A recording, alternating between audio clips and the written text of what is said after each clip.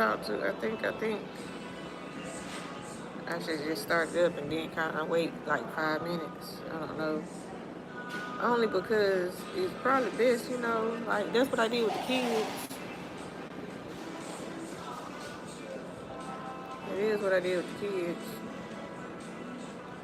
Like I just start recording and then when it's time, when I'm ready, I let them know. I just be catching them whatever they doing. I'm actually currently cleaning my nails. Uh, uh, I do love getting my nails done. I ain't gonna lie to you. I like having polish on my nails because I don't like to see me scratching in my hair or whatever, the oil, whatever it may be, getting under my nails, looking like dirt and probably ain't dirt. And I do hair, like, or whatever, but still. So that image of dirt is really annoying because even if it's not dirt, somebody else gonna think the same thing. That's one thing, like a universal thought about nails. It's gonna be black every time. Unless you're really dealing with colors, it's gonna be black every time. And you're gonna automatically assume it's dirt. It might not be dirt. Or it might be dirt, but it's like not really dirt. Like I can't even describe it. That's why I just like having polish on my nails.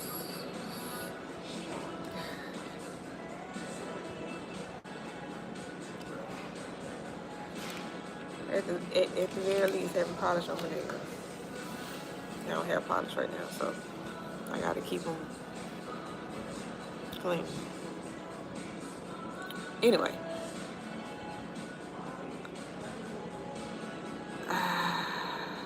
So the Lord gave Israel all the land which he had sworn to give to their fathers, and they took possession of it and lived in it. Just lived on it, but they did do that. Yep. Not one of the good okay, so took possession definitely is not take. You're misconstruing things. Lean not to your own understanding.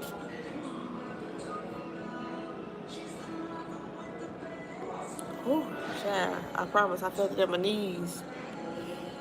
I felt it at my knees, Adrian. I'm telling you.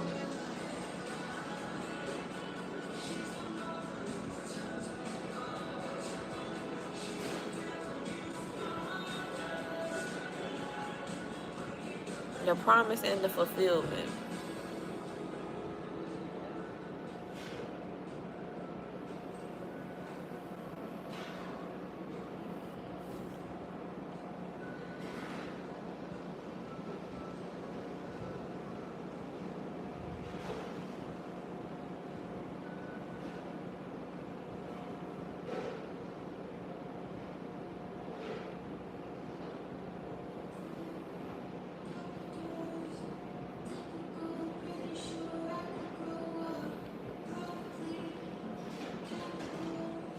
The prayer and the answer.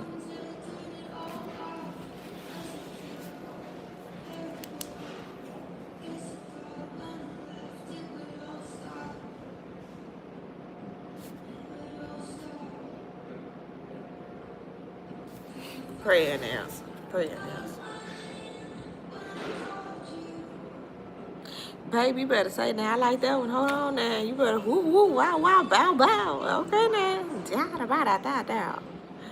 Yeah, that right there. You made him scat cat. What? Ha! He kidding.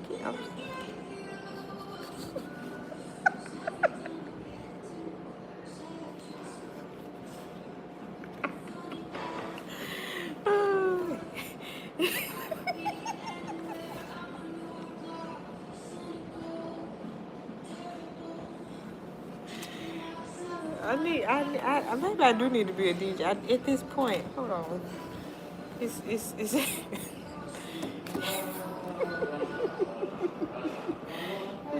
I need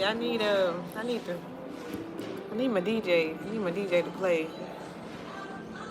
You brought the sunshine. You brought the sunshine. Because I never understood why she did that in that song. just started scatting like this. Why are you just randomly scatting on the gospel song, baby? Hold on. Because when God first spoke about this land to Abraham, Joshua did not even exist yet. You're right. You're right. You're getting somewhere. We got something. That's powerful right there. That's powerful right there. That's so powerful. All right, you got control of this now. There's a lot of power. You done set this up real high. Knock them down now. You gotta knock them down, but knock them down with love. Okay, knock them down with love. You said something powerful, then whoop. Don't leave me astray, cause you got me.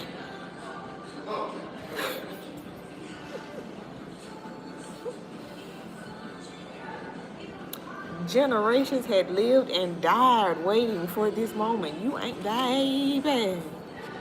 Baby. Y'all, baby, who was the anchor? All right, anchor. Who was the anchor? Woo. Listen, I ran relay. Everybody don't understand a relay. Everybody don't understand a relay meet. Everybody don't understand relay. Everybody can say they did a whole lot in school. But people don't understand a relay. Because that is teamwork. And we together, we got to get to the finish. Together, we got to do this. Somehow, we got to do this together. 4 of us. 1, 2, 3, 4. With 4 of them. And somehow 4 people got to win a race. 4 people got to win a race. That's a relay. 4 of them. All right, you go around the track one time. I did the 1600 relay. You go around the track one time, right? Thing is, it all depends on where you at in the 4. And you never know. It's the most, I don't know, for me, it was the most stressful thing that the coach could ever give me. Why would you give me this? It's so much responsibility. Nobody else has to do this. Everybody else is solo dolo in this bit. I got to depend on her, she got to depend on me, and we got to depend on them. They depend on us, and we got to all do this together, win this race. But everybody else solo dolo. Like everybody else solo dolo, when you go to the shot put, she do that shot put by herself. She does not need somebody to help her do the shot put. Her score is her score, and that score represents the whole school, the whole team. Good job, shot put. All right? The pole, when you do the pole, with Valen pole, whatever pole it is, when you do that pole by yourself. Don't nobody help them do the pole and go over the side. Don't nobody help them do that. Don't nobody help them do that. They score represents the whole team. Good job. When they do the sprinting and going and jumping hurdles, they are doing it by themselves. They are solo dolo in everything they do. Relay is the only one. It's an actual team effort, and it's 4 of them. 1, 2, 3, 4. It's 4 of them. All right, you can get the fastest one. That don't mean shit. If you got the slowest one right behind them, because what if the other team got 4 fast motherfuckers? 4 of them, all fast. Choo, choo, choo, choo. You got fast, slow, medium, don't know. You finna lose. Hopefully don't know can pull a miracle out their ass, because too slow done fucked us all up. Now, sometimes you can start it slow, and you can have a real fast one in the middle that anchor though. The first one and the anchor got to really bring it together. Let's say that now. The beginning and the end. The Alpha and Omega. They really got to bring it together. They got to bring it together. The Alpha and the Omega got to come together to make this relay work. Because in between, ain't no telling what's in between. The long suffering in between, ain't no telling how it's going to go. It can go slow, it can go fast. It can mess up the whole race. So the anchor really got to bring it in. And now I just want to say, to keep walking to Saturday, good job. Good job as the anchor of this relay. This relay match. This relay match to the kingdom, to the promised land, from the mountain to the promised land. Thank you so much to the anchor. Thank you. Because we needed that. That's like the Navy. I don't really know why y'all get the anchor. I think it means, stay grounded or whatever. Because when you release it from the boat, it's to keep the boat right there in the middle of the ocean. So that's what this is. That's the last person. That's the last one before we get to week 4. You really bringing it in great. I love you so much. You coming in strong. You a fast runner, baby. You a real fast runner. That's what I was saying about the athlete's Bible. I really do like how they put that with sportsmanship on some real. Because, baby, everybody else was solo dolo on track. I was the only one that had to do an actual team effort with track. Like, track is really a selfish sport. Because you looking at everybody else like, I did my job. Why you ain't do your job and get better points on the board? A relay is the only one when we looking at each other like, good job. It don't even matter, man. We made it across the finish line. You didn't fall out, though. You kept going, though. Fuck that. Baby, my first relay, oh my God. Oh my God. Hell yeah, we lost. But all I'm saying is, we finished it. Oh, we finished that relay, though. Oh my God. I didn't know what a relay was until I did the relay. And I said, we finished. We finished. We finished. Hey, we finished. Yeah, we on the lane. We at the end. We at the bottom. We lost, but we finished. We finished. Fuck this shit. We finished. I don't care who won. I finished. Because I really wanted to stop and just fall out right back there in the middle of the relay. Like, in the middle of the track. Like, I ain't going to make it to the finish line. Is the finish line ever coming up? I'm so tired. I didn't know I could be tired. I'm trying to pace myself. Oh, my Lord Jesus. Yeah, no. It's about sport. You got to really do a team thing, though. I can't speak on the solo dolo sports where it's all about you, and you. So you can only just encourage fighting tag. Like, now you fighting tag because it's just you by yourself. You don't know what team is. You don't know how to bring it together. You do both. You don't just... The Alpha and Omega got to come together on that relay, baby. That's all I can say. Whew. The anchor of week 3. Good job, anchor.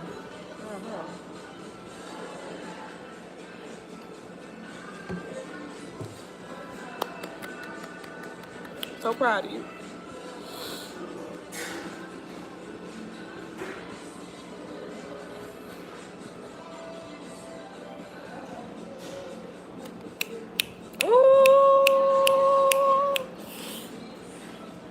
Whoever this is gets a happy birthday.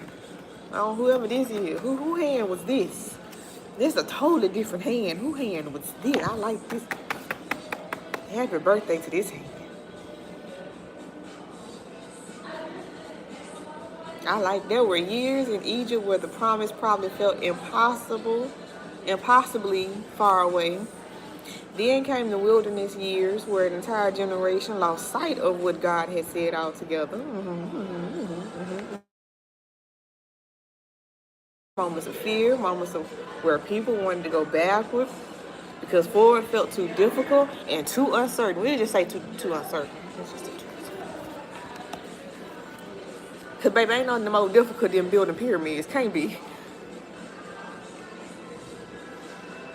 I know we was out here farming crops in America, but they was building pyramids.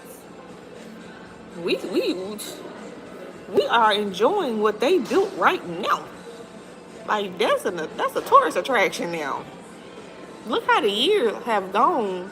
Baby, y'all built tourist attractions in the year 2026. This is a tourist attraction. We just come and look and take pictures. Y'all put the work in, baby. We won't say too difficult. We won't say too difficult because can't nothing be more difficult to build a pyramid. Go build you a pyramid. You ain't got as many. You ain't got people like that. Like 400 people did it. It was like 400 of them people left. How many people was it? 40,000. How many people was it? We gotta do the census. Damn. It was like about 400,000 or something. Damn. You gotta do the census. I talked all this shit about that shit, about the book of Numbers. Now I want the census. Now I want the census. Now I want to go back and now I want to go back. They do what they want to do. They do what they want to do. They do what they want to do. Yeah, it wasn't too difficult.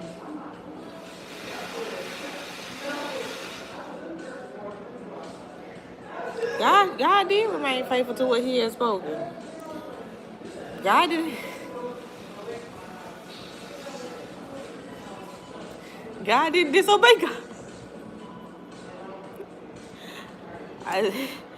When you become a parent, it's so easy to understand God and reading the Bible after becoming a parent. It's really hard when you're a child, so you have to be careful how you teach the children. You have to be very careful how you teach the children. You definitely have to lead by example, but it's so easy to understand God once you become a parent, because I don't make idle promises, like idle threats. I don't make idle promises either. Like, I made a promise, I made a promise. You gonna get it? Well, I said you gonna get it. If I promised it to you, it's yours. You said you wanted what for your birthday? I got you. You said you wanted what for Christmas? If we celebrate Christmas, if we celebrate birthdays, everybody don't even celebrate all this stuff. So whatever I said I was gonna get for you, I'm gonna get you. Whatever it was, I'm gonna get you. I got you. Now, if you sitting here acting now, whatever it is in the household now, I send you to school. If I send you to school, I expect you to know how to act at school. I don't have the people calling my phone because you don't know how to act in school.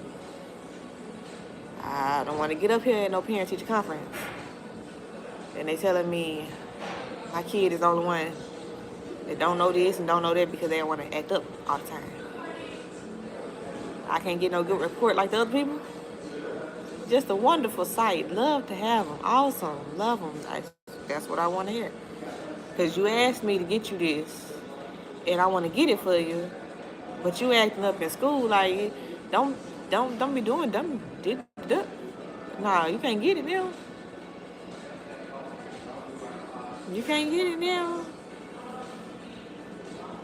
You can't get it now. Now, the people in the Bible, see the difference between me and the people in the Bible is you just can't get it. Whatever it was, you can't get.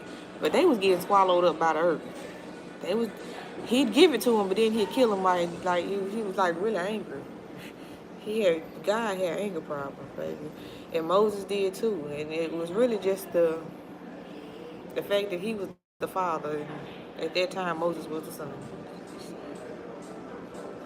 God has more authority, so since you're so tired, I guess I'll take you about this feed.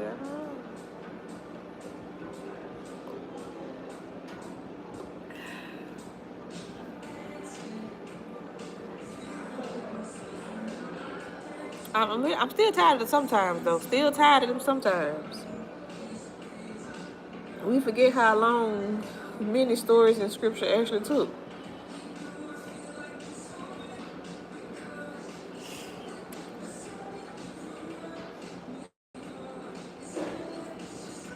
Some stories are longer than others.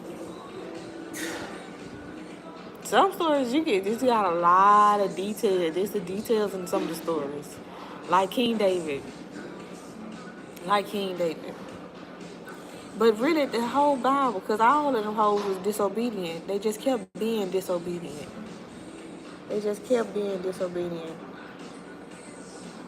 Wow.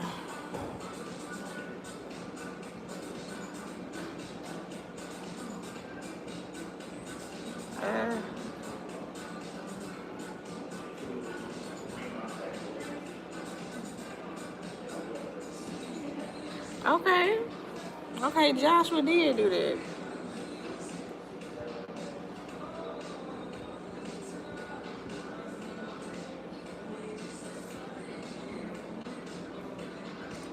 But you know, Joshua and Caleb entered the land together now. I feel like he separates that, and I don't like that.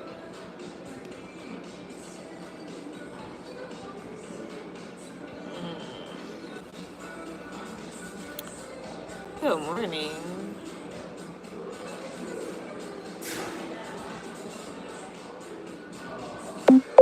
Hey, Grand Rising, Grand Rising, Grand Rising. Rich Rising, Rich Rising, Rich Rising. I mean, I do understand. I say this about the good morning. I do understand the significance of the word morning,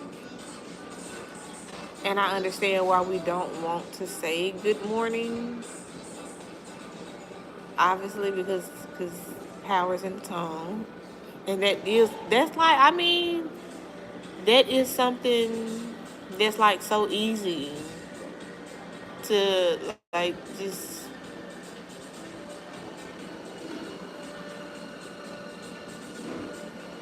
yeah,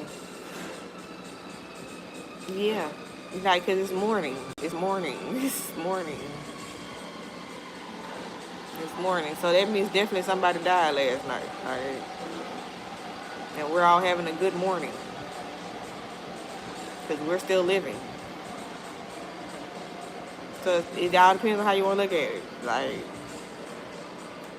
it might not, might want to keep saying good morning. Actually, I don't know.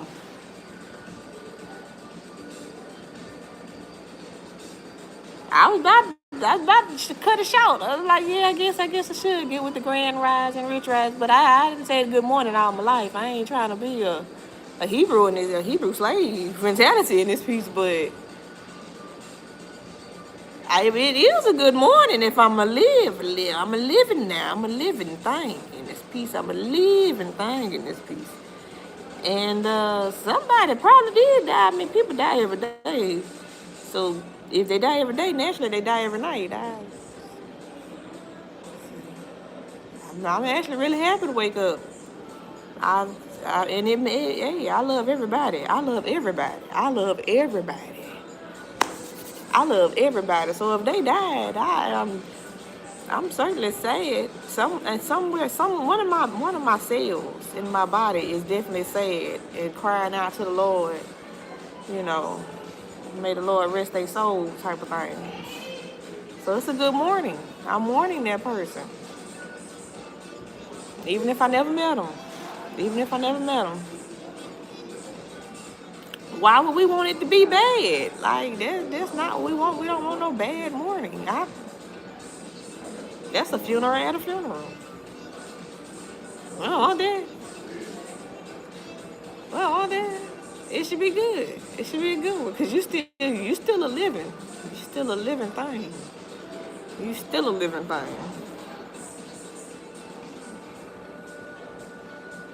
That is a bad morning. That's a bad morning, because you ain't a living thing. I'm gonna keep saying it. I almost took it out. Did you hear me? You can actually rewind. That's crazy. We don't say rewind no more, or fast forward. Go on past that part, man. Go on past that. Go back. Listen, but you can rewind though, and you heard me saying. I'm thinking. I guess I should say grand rising, rich rise. We're gonna say good morning, because somebody definitely died last night. Somebody did. I don't know who, but that's why we gotta leave them sometimes alone. Sometimes.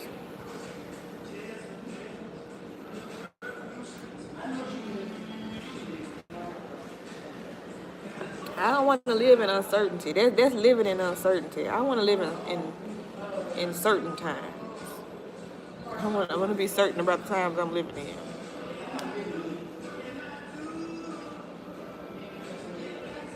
That's why you gotta stop. That's what you need to stop. That if I gotta stop something, stop saying God is mysterious. He works in mysterious ways. Stop saying that.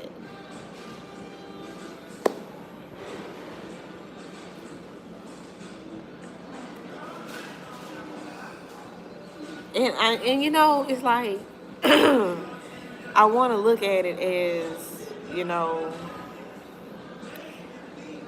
wealth is health, health is wealth, and things of that nature. You know, being healthy, being fit, being able-bodied. You know, everything working right. Health is wealth, but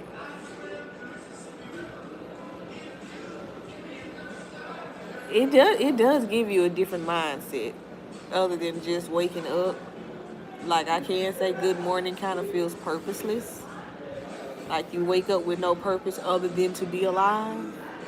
It's like definitely you have plans for the day to wake up in a different setting or something for the next day. Like you gotta have some kind of plan. Some guy can work with. Because right now you're just waking up. You're just opening your eyes and breathing. And that's a great thing. That's a good thing. But we can definitely upgrade that. So I don't know. That's why I was like, Rich Rising?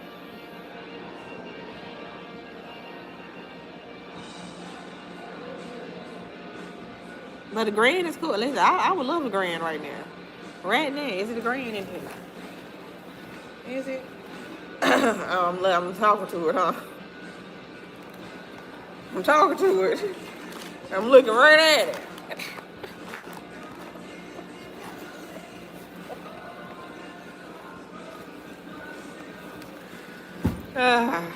Dang it.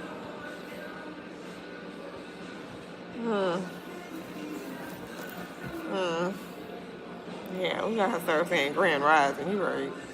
Grand Rising. Grand Rising. Because I ain't trying to think about no morning anyway. Not like that. It is a sunrise, so yeah, Grand Rising.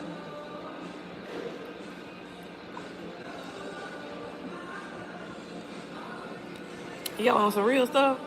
That's why I don't like Sunset Apartments. It's not. I've never lived in them. I have tried to apply for them, but my spirit do not sit right with the name at all. Sunset Apartments. That feel like a dead, and they are ducked off like on a dead end street too. I'm like location, name, everything is like major red flag, girl. Don't you do that shit. This ain't nothing but a cemetery. Don't do it. You are applying to live in a cemetery. Don't do it. Don't do it. Don't do it. I was like, bro, I gotta stop smoking. I'm paranoid in a motherfucker. But unfortunately, the paranoia is making so much sense. Because that's what they would say. They're like, you gotta stop smoking. You're paranoid. There's a lot of logic in that paranoia. I don't like that sunset shit. That's what we put on the obituaries when they die. This is a dead end.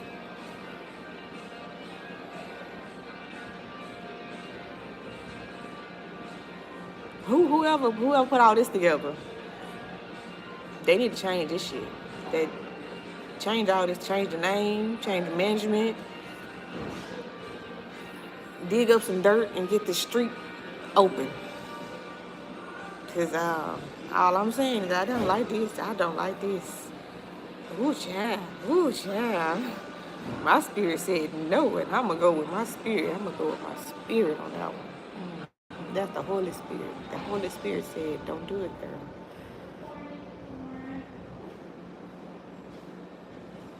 And it's like when times like that, you do have to use discernment, and it could feel like God's just staring at you like, I know I gave you common sense. I gave you sense.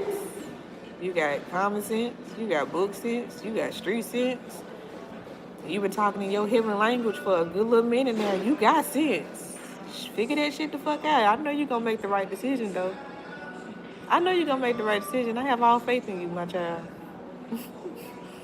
I ain't gonna tell you nothing. You see it for what it is. You see it. You see it. And I gave you some good glasses to see it with. You got glasses.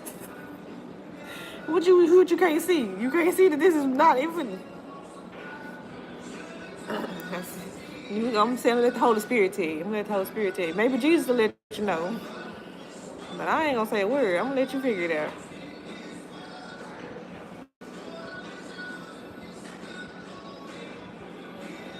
We gone. That's why, like, if it was meant to be, y'all would just get it to me at this point. Like, some stuff it really need to be given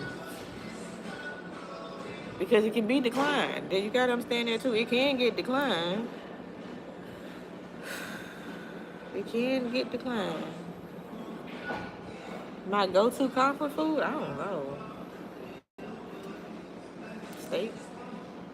It is very comforting to eat a steak. You have no idea. If I'm eating a steak, I am really happy to be able to afford that steak.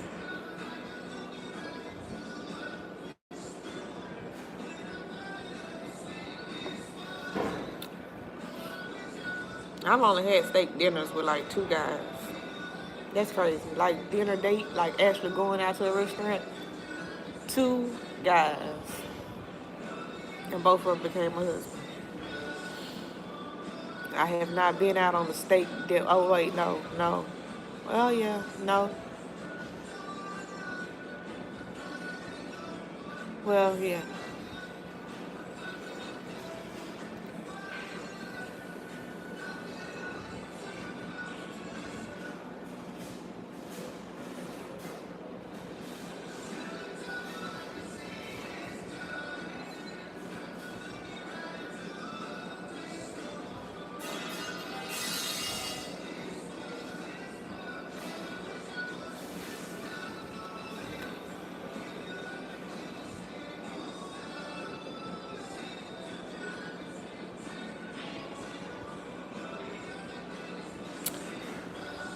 Um,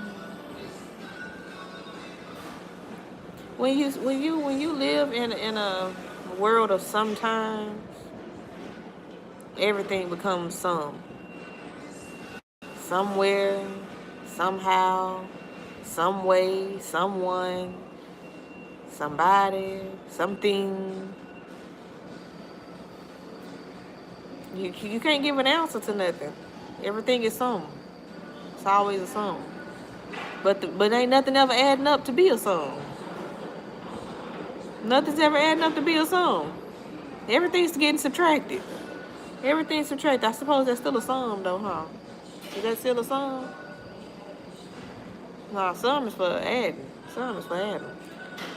Right now, this hot tea is for breakfast. That's what I got for breakfast.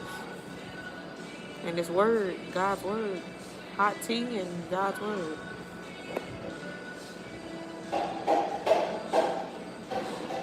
I know you seen me press coffee, but that's so I can get the big cup. I ain't gonna lie to you. I just put the hot tea. You know it's hot. I just put the hot tea in there.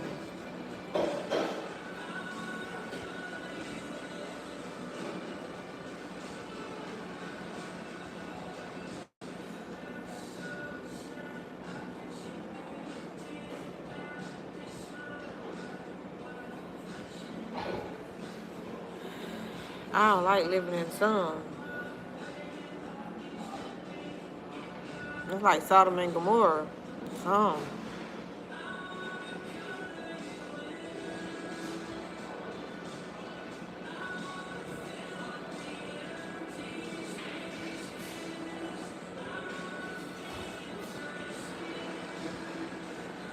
And it really makes you forget who the enemy is. Because you're so lost. You're looking around, you don't even know who the enemy is. Who's the enemy? Someone. Something. Some. Oh, okay.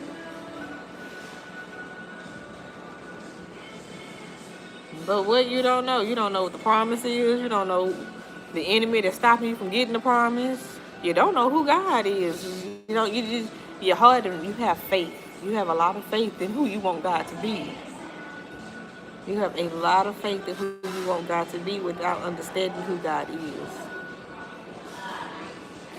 When you understand who God is, you are not forcing God to be who you want God to be. You are accepting God as God is.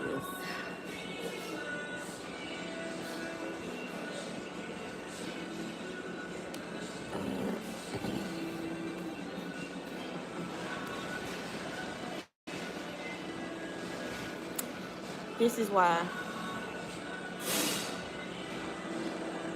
I do love the Holy Trinity, though. I love the Holy Trinity. I love seeing God as one and understanding that there's different sides of God, different essences of God that has transformed our lives, the Bible, like everything, the world. He can come to you as a father, as a brother, as your mother, as your doctor, as your teacher, as everything. So, and not in the reality of it, not shape shifting, but when you decide to dabble into your imagination station, yeah, it's like shape shifting and all that stuff. Now you're getting into the sci-fi and the fantasy and things. You can explore, have fun with it, and it's, yeah, get some good movies. I try to tell the kids, I say everything comes from the Bible. All the cartoons you see, everything comes from the Bible. Every single thing comes from the Bible. Like, people don't even understand why Shrek is so popular. It's from the Bible. Talking donkey. It's a talking donkey. Come on now. What other book got a talking donkey?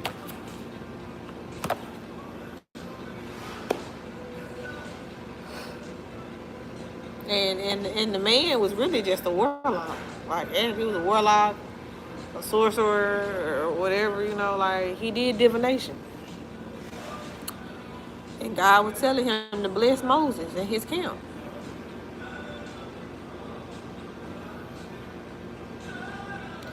So y'all be like, oh no, you can't do witchcraft. I mean, are you doing it for yourself? You doing it for God? Like, you true with it with God with it? Like,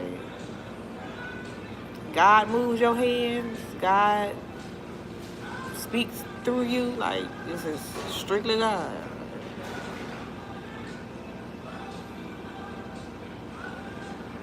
Alright, get it, Sabrina. Get it, girl. Bewitch them hoes then. As long as it's for God.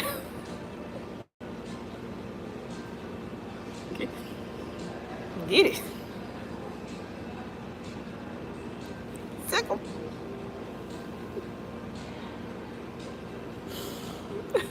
I'm just saying. You're doing it strictly for God. Strictly for God. Amen. Hallelujah. Hey, get him. Get him.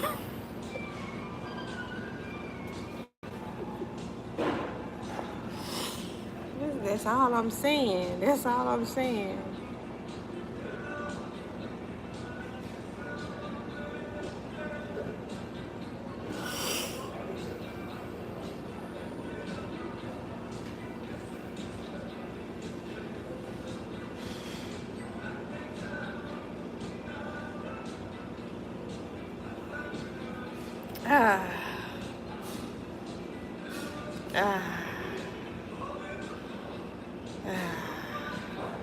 God remains steady. God gonna remain steady. The thing about Jericho and Joshua, let's say that right there, cause you know what? Let's flip it. Oh my Lord Jesus, let's flip it. Thank you to the anchor. Thank you to the anchor. Amen. Hallelujah to the anchor. No, for real. Amen. Hallelujah to the anchor, cause let's flip it. All right, cause for Joshua, cause baby, I'm over here like, wait, what do you mean? What do you mean? Just Joshua didn't deserve it. Joshua didn't deserve it. Let's think about that for a minute. Joshua had to fight for the promise, but Joshua was the one that was at the beginning, right? He was the one that was like, let's go, it's good. And they was like, no. So now when he came back around 40 years later and we finally got in and I gotta fight.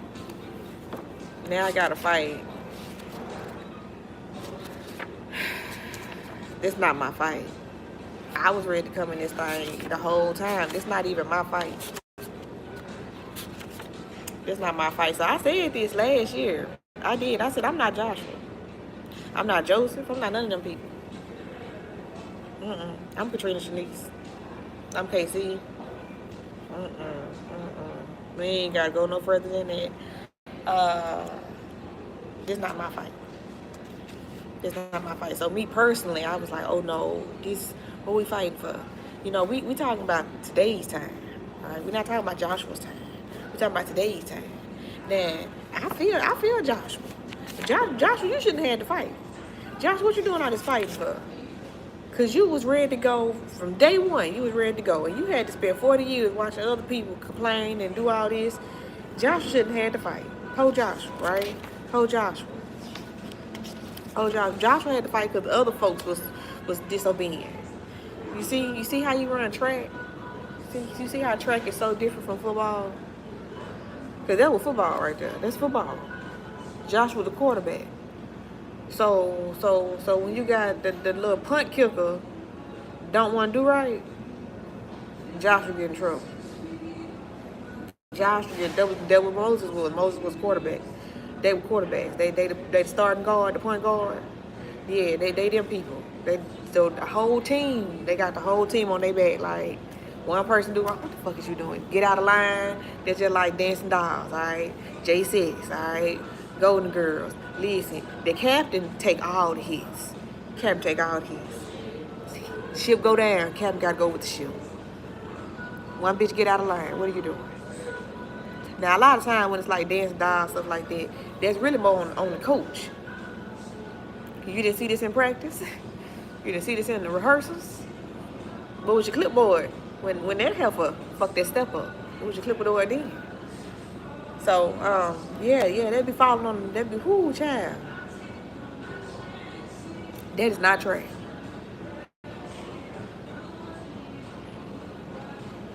That is not track. We all got a job to do to get the points on the board. Now you do your damn job and I'll do mine. And we all supposed to get on this board as number one. That's the only way we can win, is if all of us beat all these hoes, okay? But you gotta make sure that you do the best shot put. When you slang that, you gotta slang out.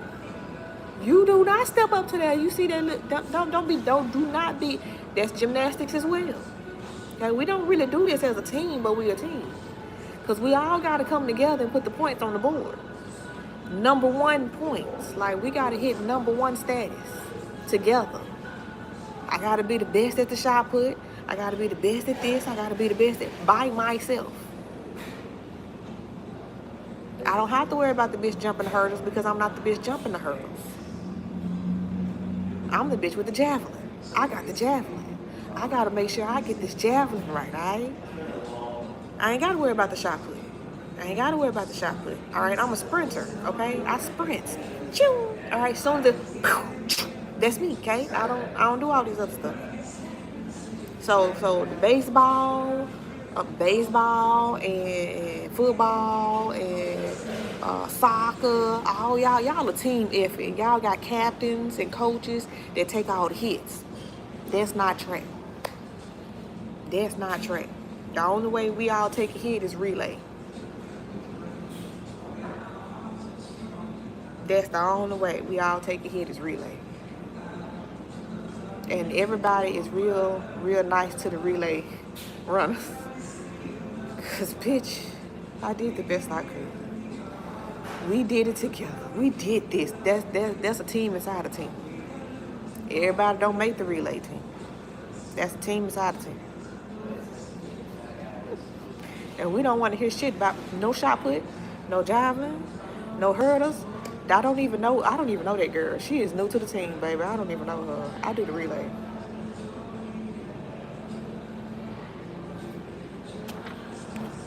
So that's how I feel about this fight for the prize. That ain't got shit to do with me. That ain't got nothing to do with me. So when we fight for promises now, we not fighting for them kind of promises. We fighting for promises that we that we made, all right? So we talking about promises. We talking about promises of today, the promised land of today. All right, you kind of went a little too far back, and you kind of got a little too deep in it. You got to modernize this. You got to modernize this. So Joshua definitely should not have been fighting. That's why I'm not Joshua, okay? I'm Katrina Shanice. And I ain't got to fight for my promise.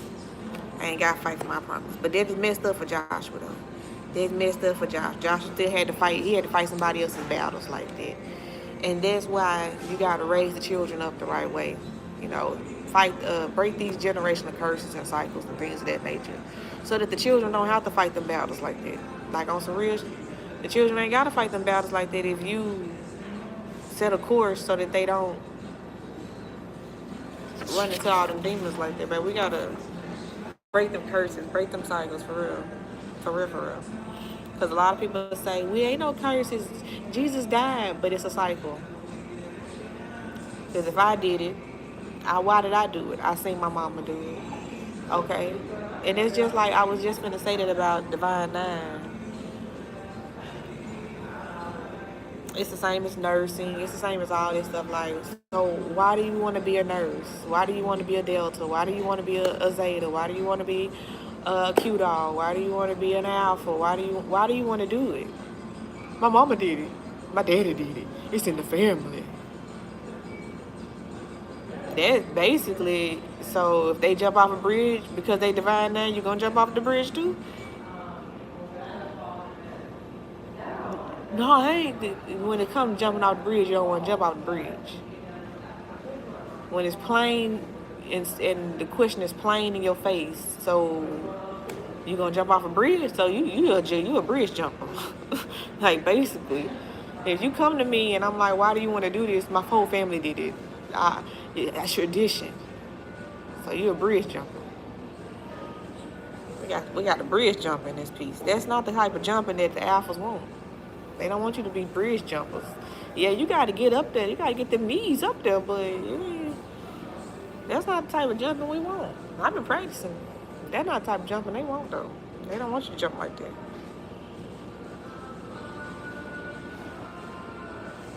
They don't want you to jump like that. Same with nursing. Like, you can sit there and say, oh, I want to be a nurse because it runs in the family, this and that. But that's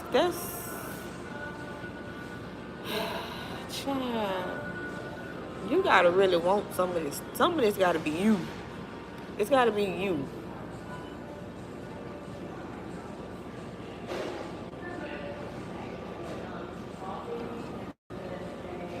Just like with, I don't know who that guy was. Antonio? I don't know who he was at the Potter's House, North Dallas. Again, it's the bridge at Frisco now.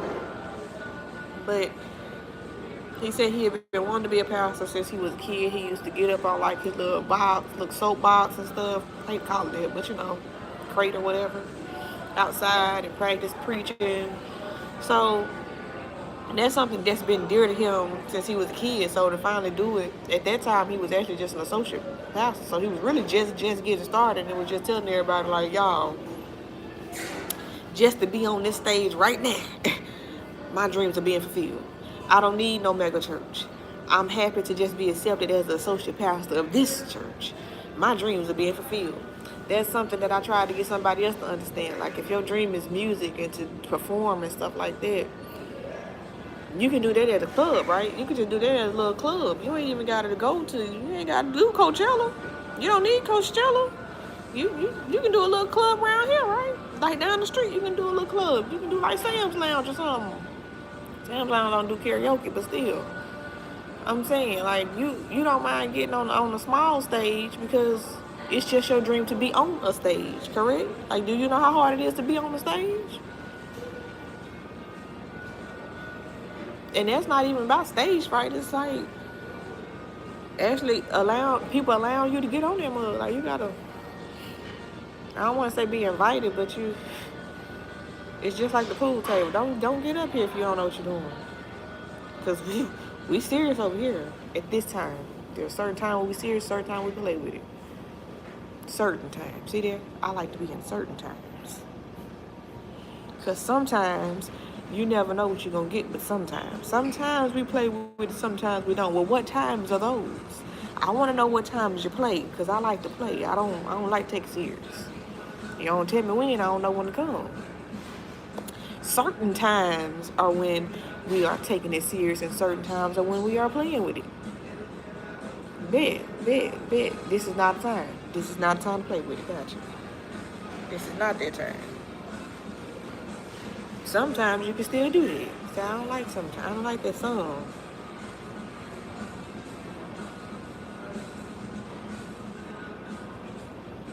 I don't like that song at all.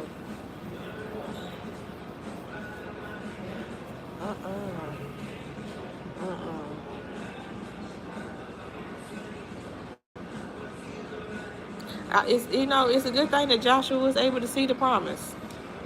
It was a good thing that he was a spy. Somebody should have talked about that. If we're gonna talk about that in week 4, the rest of us are no, they don't sound like we talking about that in week 4.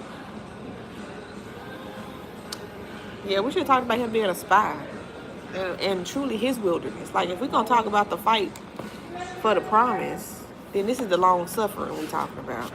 Let's talk about Joshua's wilderness, Joshua and Caleb's wilderness. What did they go through? Because they were the only two. Y'all missed the boat on that one. Joshua and Caleb was the only two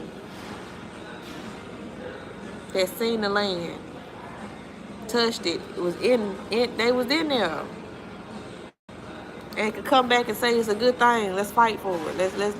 Let's take it. That's the whole purpose of Jericho. Like,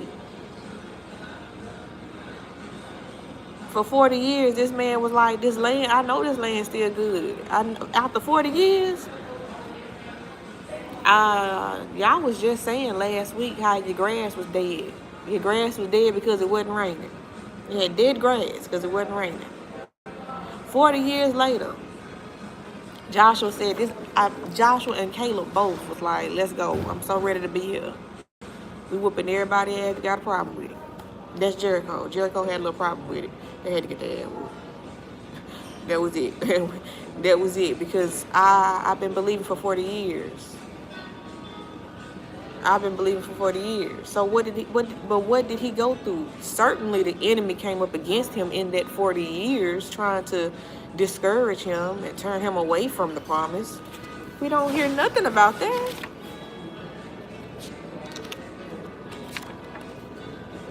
Jericho was still there. Jericho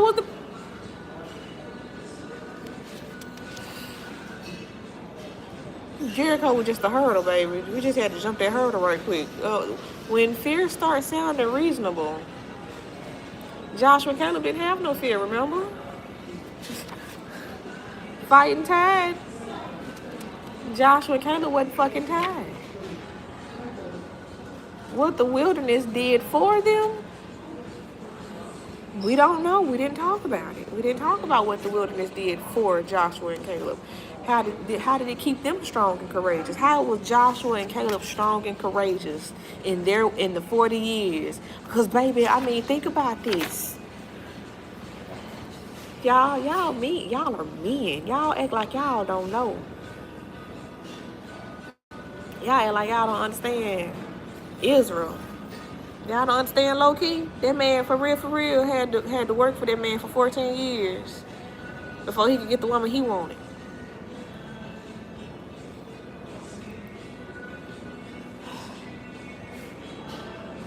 And I mean, technically back in them days, they ain't allowed to touch at all or do nothing. And it's like, bro, I'm wanting to kiss you, just kiss you for 14 whole years.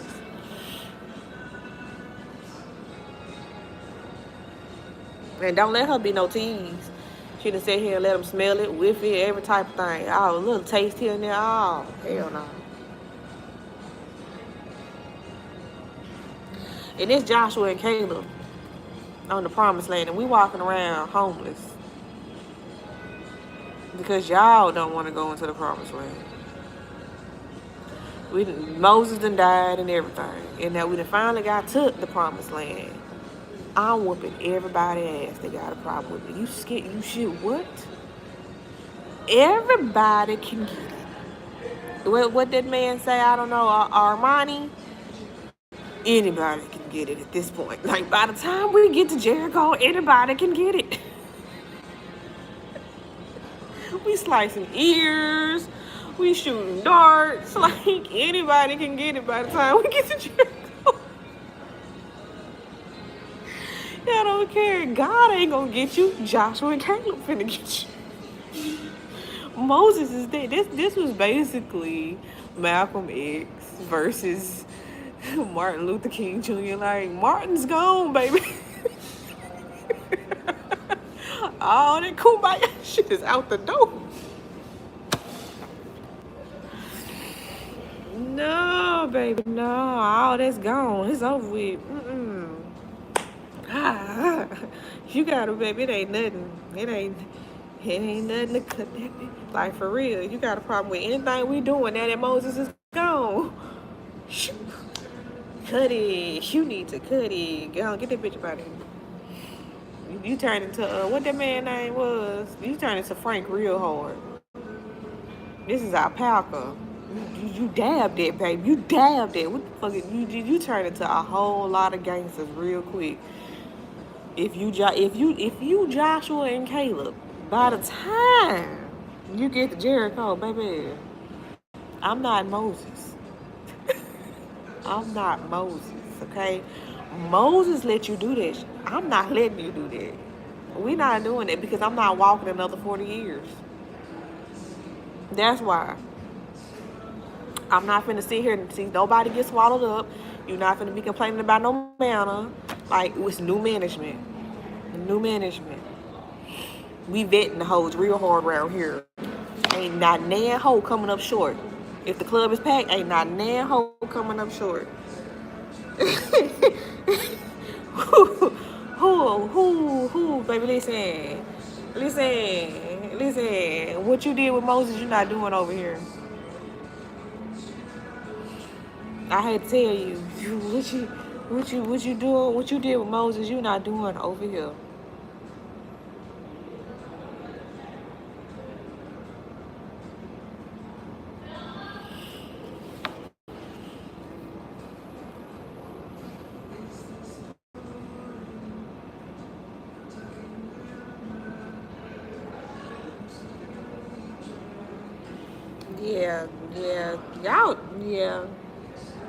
Y'all dropped the ball. That was a really good lesson. I can see how it could have been a great lesson. Hopefully we can talk about, I don't know. I don't know if we're going to ever talk about Joshua and Caleb now. Maybe one day. We need to know. We need to know. We really need to know. We need to know what happened with Joshua and Caleb. We didn't dive into their mindset, they demons. Because I know they had some demons. I would have had some demons. Being faithful don't mean you don't have a wicked mentality. You may have wicked thoughts. The devil plays harder with the saved folks, the people that's just living a righteous life, trying to stay on the narrow path. Like, he played with them way harder than he do the ones he already, like, the sinners, the ones he chilling with. They're boring. They so boring. He love the nose. He love rolling up on you. Come on. Hey, Lamont. He love rolling up on Lamont. He love rolling up on the, hey, Lamont. Oh, I be cussing y'all hoes the fuck out. I'm minding my fucking business. Leave me the fuck alone. Alright, next time, Lamont. It's just like Big Boy. It's just like Big Boy and Old Boy on ATL. Hey, like, he love rolling up on Lamont. The enemy loves rolling up on Lamont, whether as a female or kingpin. Hey, Lamont. Lamont, stay turning the enemy down. Leave me alone, man. Leave me alone. Leave me alone, leave me alone, leave me alone. I don't want to do no wrong. Leave me alone. Stay saying, leave me alone to the enemy. Joshua and Caleb was Lamont. They had to wait for 40 years before they was able to see them back again. Before they was able to see them, ain't no telling what went down when they were spies. It was probably like Michael Jackson on some real stuff, y'all. It probably like Michael Jackson when he went to the strip club when he was a kid. It probably was. Joshua and Caleb probably was Michael Jackson at the strip club. As spies. And then they got older. It's like, oh my God, and now we grown. And now we grown? Anybody can get it. I'm not Moses. They had to be strong and courageous. What made them strong and courageous? Because they wasn't like that when they was like the land is good. Yeah, they were strong and courageous, but they was like, we got God. We can do it. We got God. We can do it. And the other spies was like, ain't no we, baby. It's us. It's us. And we not going in there. And we the leaders, and so you not going in there. So we walk around 40 years. Well, they did. They did. They did. And that's just Joshua and Caleb. I would love to know Joshua and Caleb's story. Y'all talking about Jericho, like, baby, anybody can get it at this point. Anybody, I done finally got a piece of the pie. I done finally moved up and moved to the east side. Anybody can get it. My deluxe apartment in the sky, anybody can get it about this deluxe apartment in the sky.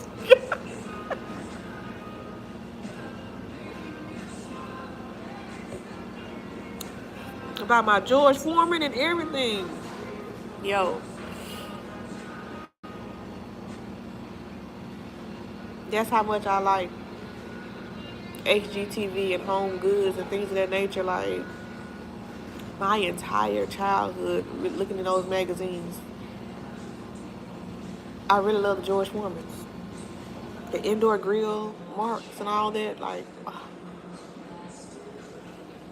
I never got one though. They done changed up. They made different kinds. I'm just saying, when you get the deluxe apartment in the sky, you start buying all them appliances and stuff. George Foreman was the first one. Before the air fryer, it was George Foreman. George Foreman gave everybody the first taste of true appliances. Like, yeah, the toaster oven, yeah, but that George Foreman, I didn't even know who George Foreman really was. He a boxer. Why is a boxer got home appliance? Why he got a, what is this? He would have had all my money if I would have had some. I really started loving boxing even more after that. Thank you, George. Because I really do like boxing now. Thank you. I can't wait to go to my first boxing match. I really can't. I can't wait to go to one. UFC too. I want to do all that one day. Okay, fighting for the promise. I like that. There are moments where fighting for the promise feels exciting. Yes, there are moments where faith feels full of momentum and clarity and emotion. But eventually every believer encounters seasons where continuing forward becomes quieter than that, more ordinary, more daily. Yes.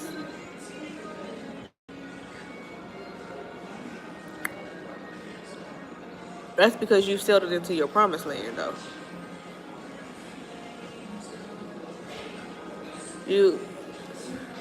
That sound like you done settled in the wilderness. We don't settle in the wilderness, right? You said wake up, pray again, trust again. They forgive again, remain faithful again. I didn't stop praying. I didn't stop praying. I didn't stop trusting. I didn't stop forgiving. But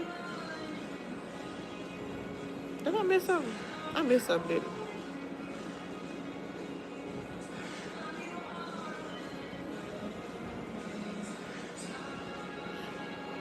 I? Are y'all assuming that this is a house? It's just a house? I suppose. If that is your thought process, that you feel like it's just a house, like that's why I was like, what is the promise? Because it's looking like it's just a house. Is it just a house, or is it a kingdom? The kingdom is multiple houses of all sizes. Like, people don't understand that. A kingdom is multiple houses, multiple sizes, different locations, and I mean, you put different subdivisions. All that is a kingdom inside a kingdom. Like, America technically is a kingdom ran by, the president, the Congress, and all them things, all them things. So, yeah, just different wording. Same with Asia, they with the emperor and whoever they have to help them govern the land, govern the land, govern the land. Okay, that's why we had the No Kings Day and things of that nature, because it's really the same thing, just different words. So I fully understood when we had No Kings Day. We as Americans, of course, having No Kings Day, because we do not have, we don't vote you into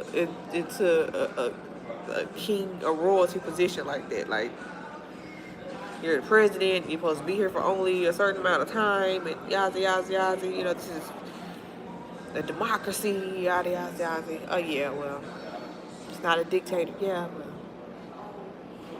it can eventually become that if you stop accepting certain things, change certain laws, this and that. Overall, you're just governing the land. You're just governing it, You got people that help you, such as the king and parliament. You have people that help you govern the land. All right? So that's why it's like they took possession of it. It's like they had to go and build houses and stuff. You see what I'm saying? Like, it's a lot of land. It's land. It's a lot of land. They just had to go in and start building and stuff, and people can't tell them that they can't build right there. Oh, you can't build right here. Why I can't? Why I can't build right here? So it was really simple for Joshua and Caleb to take it, because they really wasn't taking houses. They was literally just setting up camp. And some people was like, nah, baby, we set up camp right here. You can't set up camp right here. So it's a lot like I hate to say that, but it's a lot like the drug dealers when they start slanging on the block. I don't know about too much, but I'm doing Juice City Mafia, so work with me here. So they start slanging on the block, right? You can't slang over here. Who can't? I bet you I will finish. I don't know what you're talking. So I'm having a great day. It's a grand rising type of day. Wonderful. And I got my legs out. It's her night at last call. So I decided to show some legs tonight. I ain't shown legs since BET experience, really.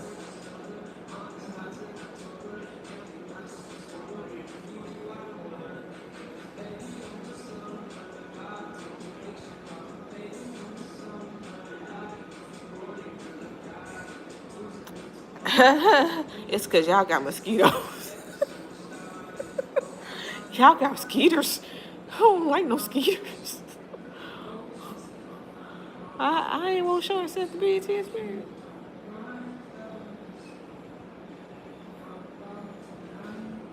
It's because y'all got skeeters. I know for a fact it's because y'all got skeeters. If I ain't wore shorts, I ain't wore shorts since I've been here. Cause y'all got skeeters and I'm homeless. Shit, I ain't gonna get ate the fuck up at night. It's too hot for a blanket to be wrapped up in a blanket and thing. Y'all be running me out the fucking gym and shit. Man, ain't got nowhere to put my stuff. So I can't wash my ass, but anyway, I'm just saying. I ain't wore shorts since I've been here. I came in August. I ain't had no shorts. September. I ain't bought no shorts. I ain't bought no shorts. No, this is.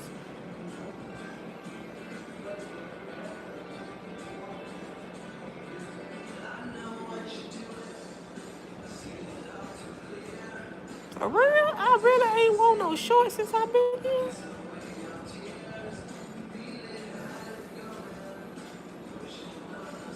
Oh, well, that was the first. That's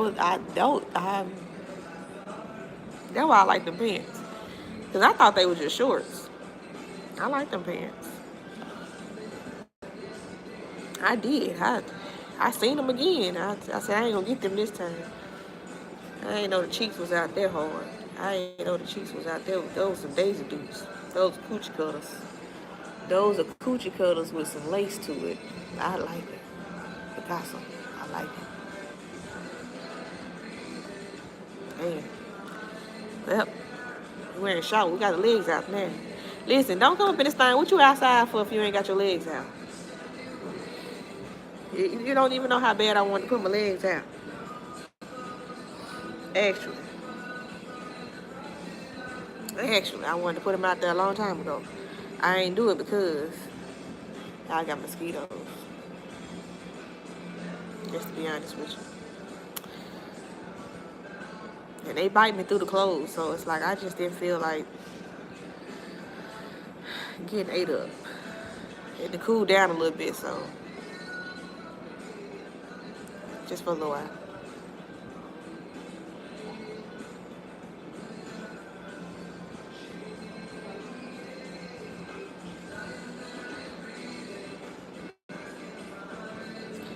You continue obeying God, and yeah. The anchor had me, then the anchor lost me.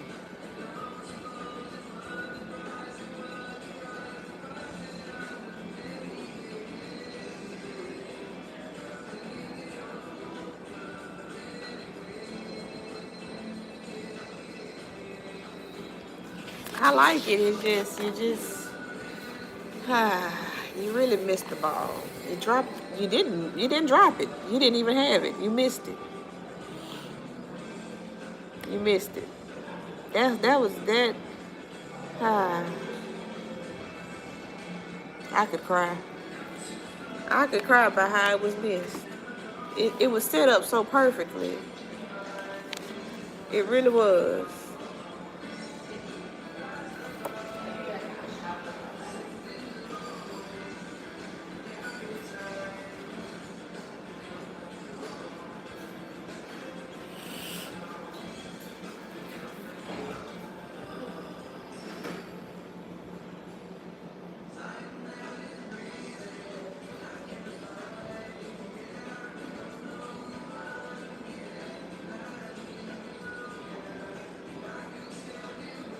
See, that's the thing that got missed right there.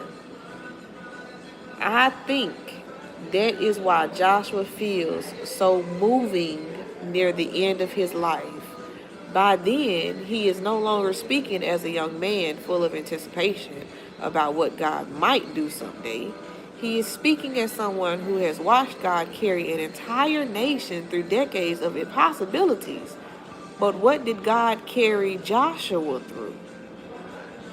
This was the Jericho and Joshua. And you talk about what Joshua seen with him do with other people. Well, what did God do with Joshua? This man been fighting for this promise for 40 years. He seen the promises for 40 years. He still was fighting for it. And all I'm saying is, what did God do for Joshua? And then this man's name is Joshua. You know he loved them J's. He loved J's. God loved J's. Joshua, Joseph. Look at the book of James. You got Job, Jonah. He loved a Job. He loved a Job. He loved a Job. He loved a Job. He loved a good Job. I suppose that's why, I named that man low-key like that. Because why? God really do like a good. He loved to laugh. He loved to laugh. He loved to laugh. I think that's why we do need to get rid of the good morning. I think personally. This is my thoughts. We were just talking about this. We can definitely get rid of good morning. Because there's no joke in that. There's no nothing with that. You're waking up with no purpose. You're just waking up. At least with the grand rising, you got a plan to get a grand. Rich rising, you got a plan to get more than a grand. That's how I look at it. That's why I'm like, I don't know what to say. I'm not trying to be so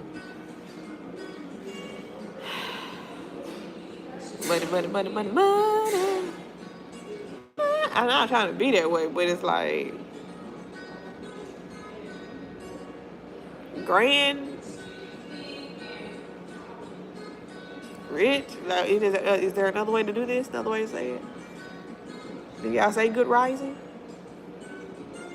Yeah.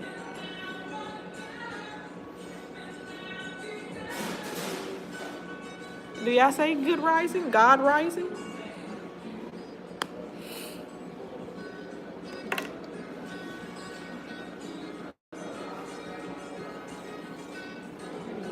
I don't know. Wake up with purpose, though. That's something Tanisha said. Wake up with purpose, yo. Wake up with purpose. Tanisha J, with Inspirational Moments, would say, wake up with purpose. And I'm saying wake up on purpose. Well, on purpose and with purpose.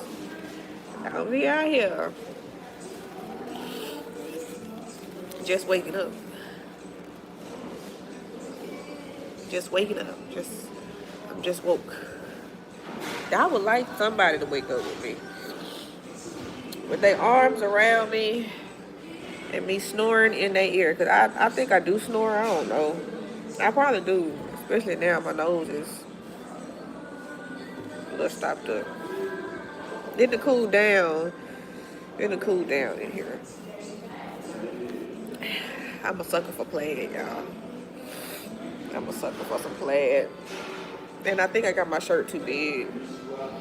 I have lost the weight like a bug.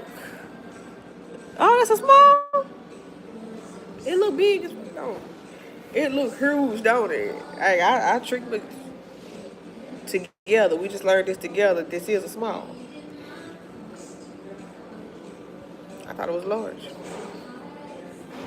It look like a large. It's loose like a large. You thought it was large, right? Like, don't don't have me out here feeling like come on now. Y'all thought it was large, right? It looks like it though, right? I would get up, but that requires moving the table and all that. And I don't feel like doing all that right now. And I'm still talking about this lesson. This is breaking my heart.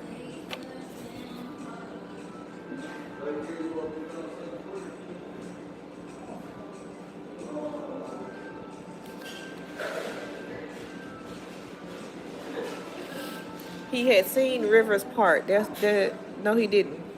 Joshua, that wasn't Joshua that seen that.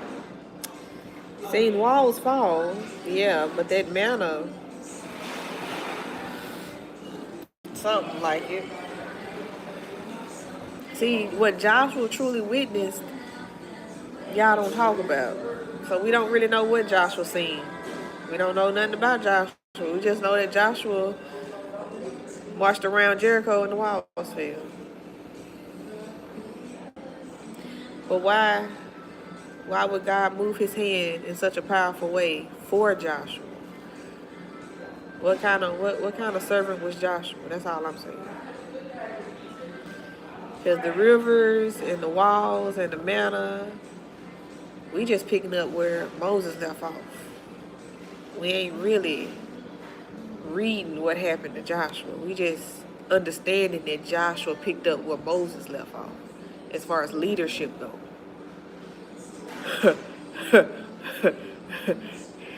Every leader knows if it's new management, that shit didn't go well.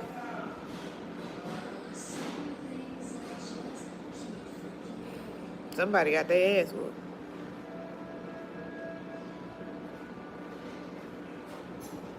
And I really wanted understood that I'm not sitting here like, making fun of the Bible. I'm being honest about this, okay? Somebody got their ass whooped. Them walls didn't just fall. Somebody was getting their ass whooped, okay? When Jesus was crucified, what happened? The rug, curtain, whatever it was, the drape, whatever it was, whatever tarp, whatever you call it, was ripped. Letting you know that you whoop my son's ass, I'm about to whoop your ass. Just know what happens next. You did it to yourself. I'm about to whoop your ass for this. And a God, you ain't never been whooped by God till you got whooped by God. When you get whooped by God, you ain't got nothing to say. Y'all should talk about Joshua's journey. Y'all talk about Moses' journey. Moses is dead. Moses went up in the clouds and didn't come back. It's Joshua now. This new management, baby. And I guarantee you Joshua whooping ass. That's why the walls fell. Joshua was slanging somebody into them bitches. Gee, y'all, they really do like sugarcoat the fuck out this Bible. This Bible is so sugarcoated. It's just like Disney. The Disney princesses, the Grimm brothers. These stories are so sugarcoated. The truth shall set you free. It's because, baby, Joshua whooping ass. If I could be Joshua, anybody can get it by the time we get to Jericho. I don't care who you is. Baby, I'm not Moses. I'm not Moses. I'm not Aaron. I'm not none of them niggas. Like,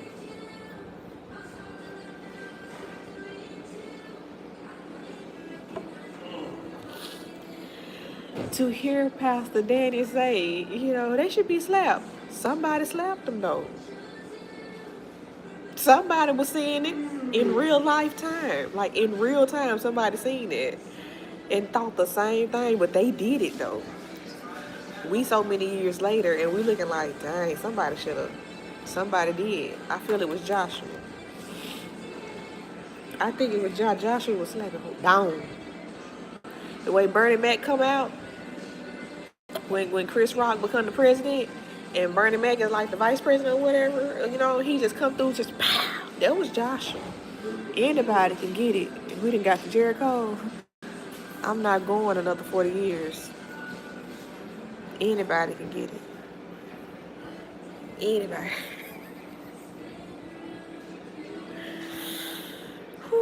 And Caleb was definitely backing them up because they were the only two that was just like, we got this. Y'all done made me shut up for 40 years. Now I'm in charge. Not only was I the one that wanted to go into the promised land on day one, God done put me in charge, y'all hoes. Oh, anybody can get it. Because if you gonna be the reason I don't go up in this mug this time, God ain't gonna handle you. I'm gonna handle you.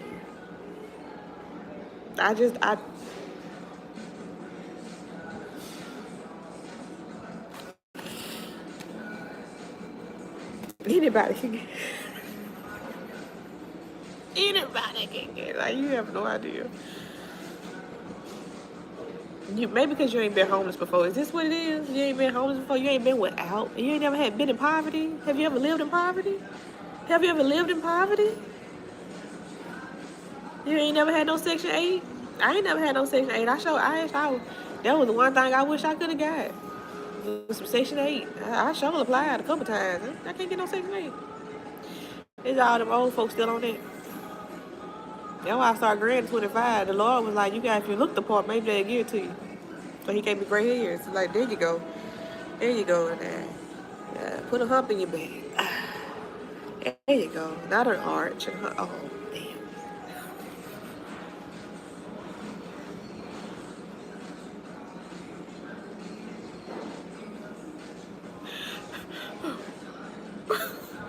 Oh, I gotta get some section 8. Oh. How you get it? I don't even know how they get it. I really don't. I have applied. I thought if I had enough kids, they'd be like, here you go. I think after like 13, 14 kids, you start paying taxes on everything. I also think that's only for the woman though. I don't think that's for the man unless they are a family and all 13 kids are by that man, according to the birth certificate.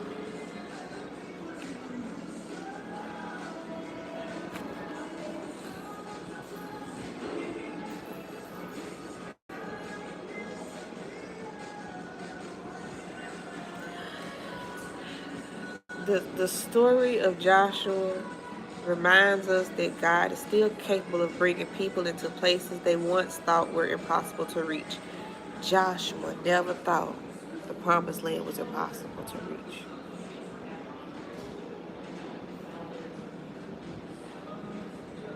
That was the Israelites that thought that. That was the Hebrews that thought that. I mean, that was them that thought that. The golden calf makers thought that, okay? The manna complainers thought that, alright? The plague survivors thought that it was impossible to reach. It was impossible to possess, live in. Like, they was the ones that thought it was impossible. Joshua never thought that. Joshua never thought that. Just never thought that. Joshua never. I like amusement parks. I like the rides and things of that nature. Six Flags. I like getting on the thing to go all the way up, and like I love those scary rides, okay? And I do not like going to the fair or any amusement park with a scary bitch. I don't want to get on. Oh, like we done paid too much money for you to talk to. What are you talking about? No, we don't do that. We don't do that. So, if I'm with somebody at the fair, I lost a lot of friends this way because naturally I don't even want to hang out with you when it comes to certain events because you're a scary bitch and you're gonna be doing more crying because you're scared than you is just enjoying the moment. Like, don't get on this ride and start crying.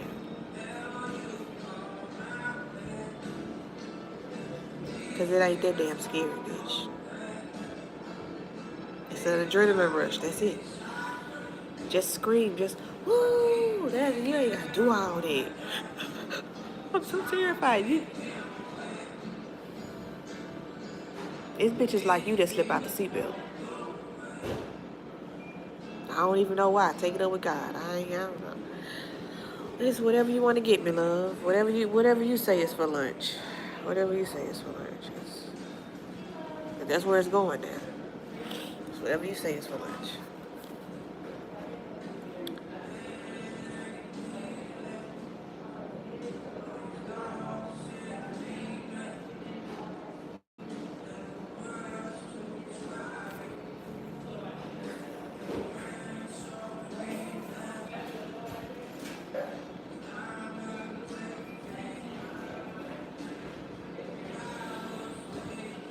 All right, week 4. We ain't gonna say nothing. That sounds great. I get the All-Star. That sounds amazing.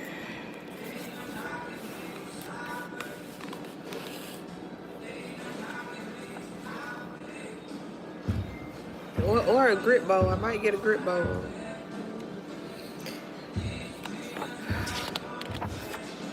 All right, the rest of a surrendered life.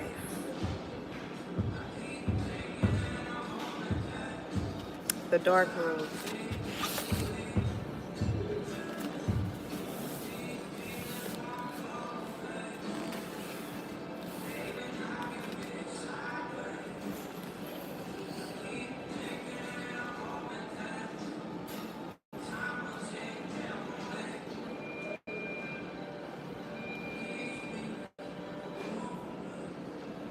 The dark room.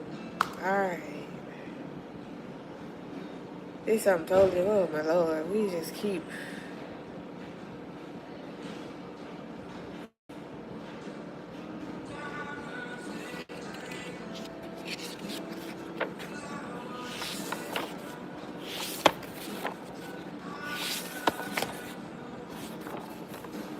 It's a lot of hands, and this one's gonna make me throw up.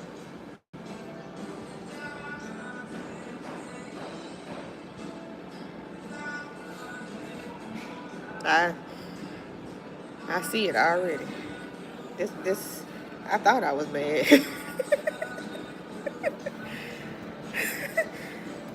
This one about to take me out. Okay. This the one right here. This browser. Ooh, this is browser right here. This browser. I must be Princess Peach. This is browser. Let me take my glasses off. Oh my lord.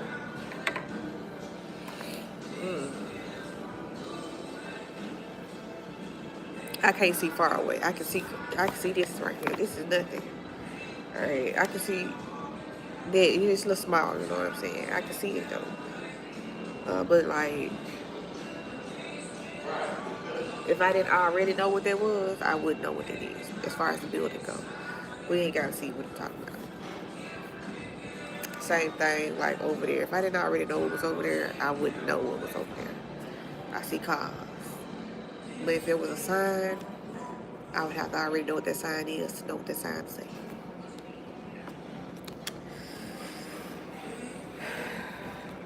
It's just blurry, okay? I just can't see the words. It's just the words. It's blurry. I know I can drive. Call me Stevie Wonder because I can still drive. During the day.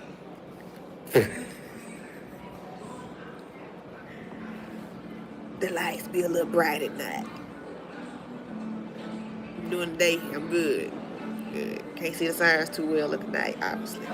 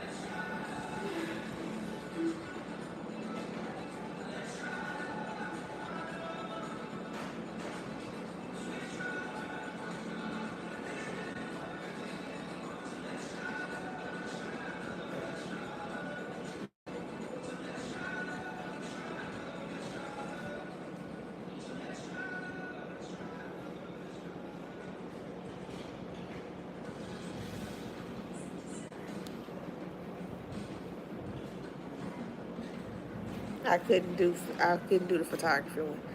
I don't know why they decided to use photography in the dark room.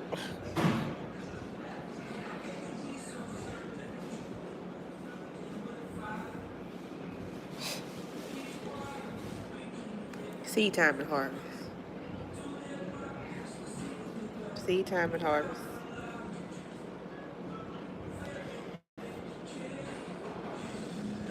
photography, no. This seed time and harvest. It's the same thing. It's the same process.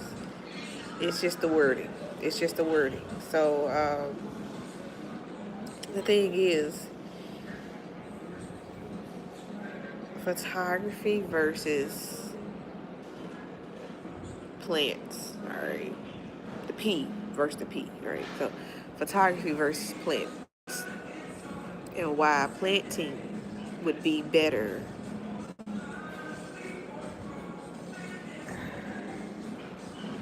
than photography because of seed time and harvest.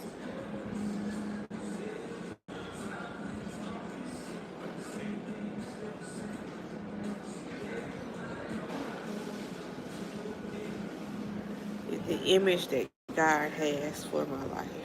What image is that? That God had. Well, do you know the image? Do you know what the image is? It's just the image that God has. The image that God has. The image that God has. God told me to come as I am.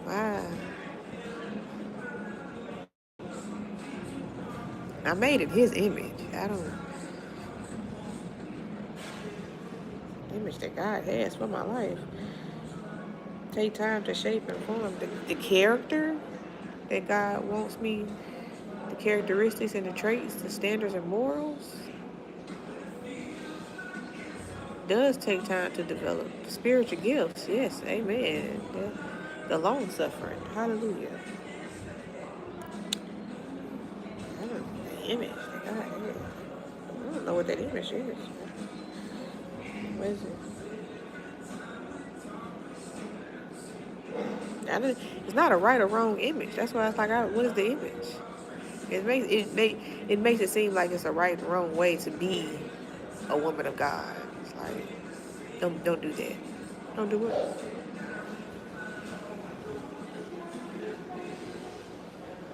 Just sit and look pretty. Now I gotta get up and shake my ass because I'm a woman of God, not a woman of man. I know it's one man, but I'm not a woman of man. I'm a woman of God. So,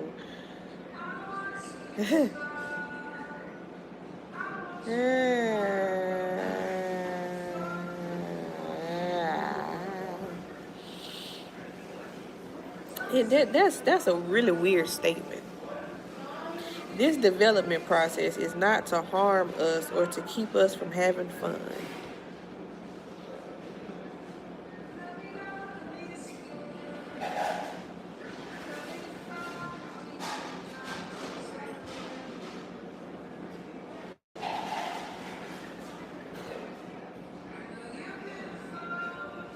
But that's what the wilderness did. That's what the wilderness did for Joshua. It transformed his mind, his body, his spirit. Joshua was fully transformed in the wilderness. Because clearly we need a stronger servant than Moses. We need somebody that's going to be slow to anger because Moses was not. Now, all the things I needed for Moses to do, I need for Joshua to do. Get that? That's what the wilderness did for Joshua. It made him Nino Brown, really. Joshua became Nino Brown because Moses was not. Moses was so humble and oh, y'all my people. Y'all, we done been through so much. He wanted to keep crying. Moses probably was a crier. He probably was a crier. He was already complaining to God, saying, I don't think I'm the person. I can't talk to these people, this and that, yada, yada, yada. You really want Aaron. He never wanted to do that.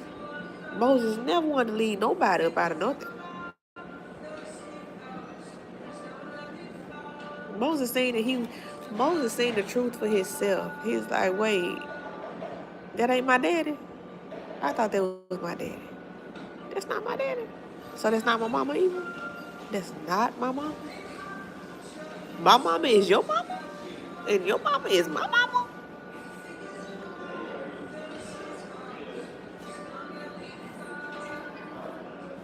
Happy you said something, Miriam, girl, because I'm finna take you down through that, girl. You so fine. I ain't know you was my sister. No bad. For real. I always wonder why I had to wear a wig.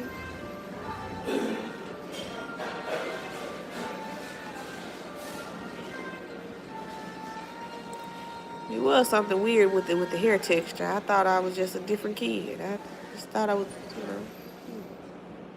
okay. That's cool. That's cool. Moses never wanted to really lead nobody up out of nothing. But that's why I always tell my kids, I talk to them about the different prophets in the Bible to let them know that it's a lot of times they did not. A lot of times they did not. It was not sometimes. It was a lot of times. They did not want to do what God told them to do. And every time, God punished them for it too. Because it was about disobedience. Now, you asking me of this. You praying for this and you praying for that. I asked you of this and you like, no. What do you mean, no? But you want what you pray for, though. You want me to say yes, but you saying no. You want to get in my truck, but you don't. Now I'm screaming. Now I'm singing R. Kelly like.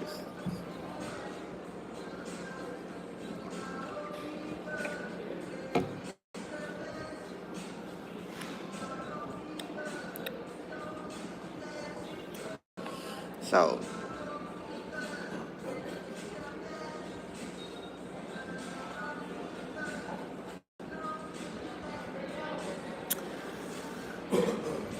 what did the wilderness do for Joshua? That's what it did for Joshua. It made him strong and courageous. It gave him confidence. Then he had to take the leadership role. Now, let's really think about that because Moses would have been a little... That was real. Moses would have been a little bit... Him and Aaron would have went in and they would have been all... No.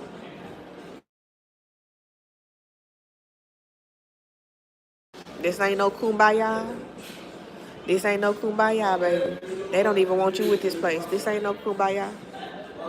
Naturally, if I walk in and you already afraid of me, you finna mess over me because you already fear me. You ain't got a reason to fear me. I didn't come over here to be fearful with you. But I ain't trying to scare you and take nothing from you. I was trying to be your friend. But you see me as a threat. You see me as this and you see me as that. Then you are naturally going to mess over me.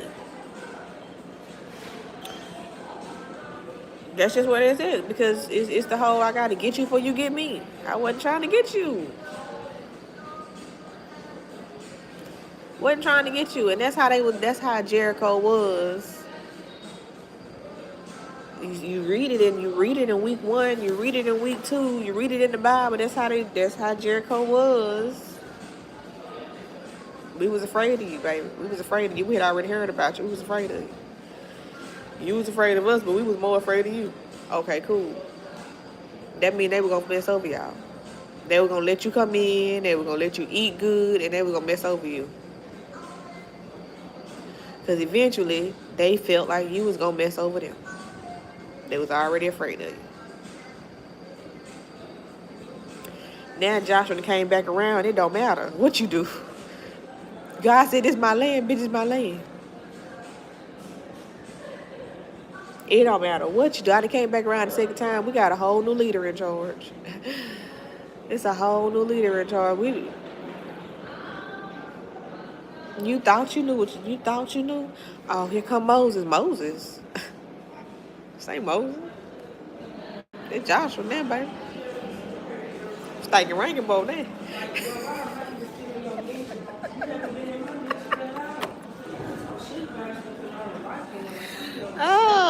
I don't know. I don't know who would be like the...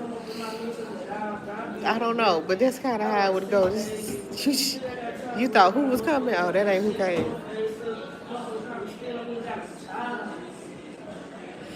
That ain't who. You called the wrong one. My bad. Yeah, so funny. We got new management. New management. New leadership. So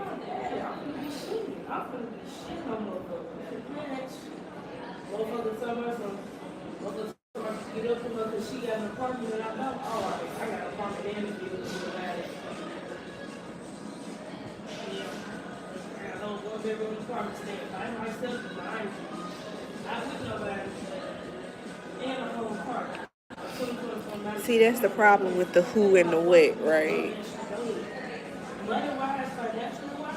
Who you're becoming versus what you're obtaining when I can't obtain it unless I become it.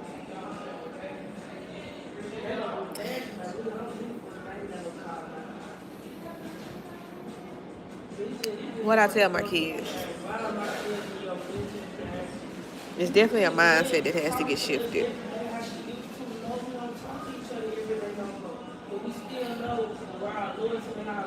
If all I know is poverty, all I know is ghetto and ratchet, all I know is coochie cutters and cigarettes and beer and chicken wings, if that's all I know, then that's all I will be in life.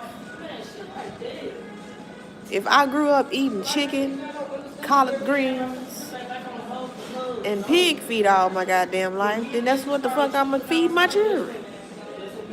Chitlins and black-eyed peas for good luck on New Year. That's all I'm gonna do. It's tradition. Now, that's my tradition now. That's all I know. That's all I'm gonna teach them. God said, wait. I didn't create you for you to live in poverty.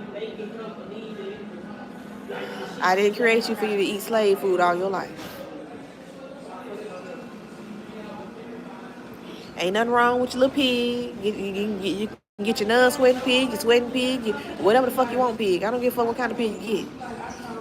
It's all that has definitely been forgiven. Now, I don't care about your bottom feeding assholes. I don't care. You want your catfish, you want your ass eaters, you want all your shrimp and cocktails. Listen, do whatever you want. But listen, I didn't put you on this earth to live in poverty. Period. I didn't put you on this earth to live in poverty. Period. I did not put you on this earth to live in poverty. Period. You're going to have to change your mindset and come up out of that.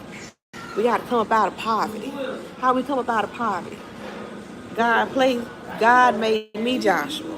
Made me and my children Joshua and Caleb's. All Joshua and Caleb's.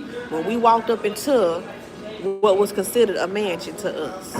When we walked up into what we considered heaven, we said, this looks like the promised land to me. Wait a minute. I like the rolling hills of grass. That's beautiful. I love this big, beautiful house. This looks nice. This looks like it's my house. This is my house, boy. I'm going to claim it. It might not be my house, but I'm going to claim it like it's my house. I'm going to walk up in this thing like it's my house. I'm going to pray about this house. I'm going to put this house before God and say, God, this is my house. If not this house, then one just like it or better. I dead ass felt like Shaq when he married Shawnee. What did he say to her? For richer or richer. For richer or richer is what I remember him saying. He said they wasn't going to live in poverty. There wasn't going to be no poverty. They are divorced. And one thing about it, they are not in poverty. She has went on to marry somebody else and she is still not living in poverty. Shawnee O'Neal, she ain't on the hill no more. But y'all know. I ain't lying. Everybody was talking about that man vows. That the man ain't saying no for richer or richer. For richer or richer is what he said. Now I don't know about the death do us part. Maybe for it's forever in life or something he said, but he damn sure said for richer or richer. Because we're not living in poverty no more. They are now divorced and moved on with different people. I ain't heard nothing about no bankruptcy coming from the O'Neals.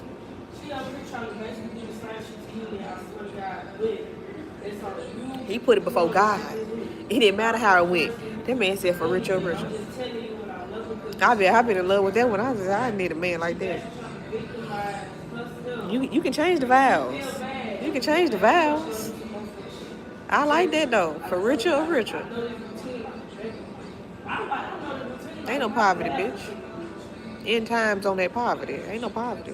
We came up out of that. Coming up out of poverty. Amen. That's our exodus. This is my exodus. Coming up out of poverty. From what? From the manna to the what? The promised land. The promised land is not in poverty. You cannot be in poverty living in the promised land. You can't have food stamps in the promised land.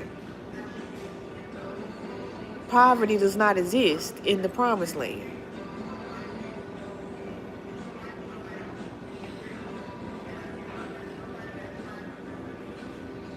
I ain't gonna say it, Lord. I ain't gonna say it, Lord. That's too much, Lord. That's too much, Lord. I ain't gonna say that one, Lord. We're gonna give him some more time. Give him some more time. Give him a couple more months before I say that one.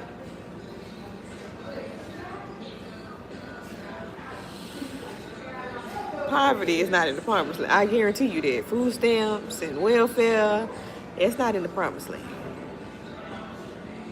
God did not put me here to live in poverty. It is on earth as it is in heaven. In heaven, the poverty is not in heaven. They said the land of milk and honey. These babies drink milk all damn day and y'all call it liquid gold. All I know is them babies be full as fuck. You ain't never seen a baby milk drunk before? I mean, these babies be just milk drunk. Whether it's breast milk, canned milk, it don't matter. Have you ever seen a baby milk drunk? I mean, just gone. The milk still coming out. Whether it's a titty baby or not, it's just, the babies be gone. That's the land of milk and honey. You put a little honey in that milk, now that milk that got a little thicker. Don't act like y'all ain't did something similar to it. Y'all do it with the oatmeal. Y'all put the baby cereal up in there and make the milk a little thicker. Then the baby start eating solids and stuff. All I'm saying is, I'm a baby. And I want to live in the land of milk and honey. That means that I'm milk drunk. All the time. I'm eating so good that I'm milk drunk. I'm full. Passed out. Got that itis. How am I gonna get there? How am I gonna get to that itis? That forever itis. I got forever itis. How am I gonna get there? If my mindset is still living in poverty, still needing the food stamps, still needing this, still needing that. I need to get this. I need to do this. I need to do that. I want to be able to go to the mansion. I want to go to the big castle, whatever you want to call it, to the kingdom, to the promised land, to the rolling hills of grass. I want to go there. That's where I want to be.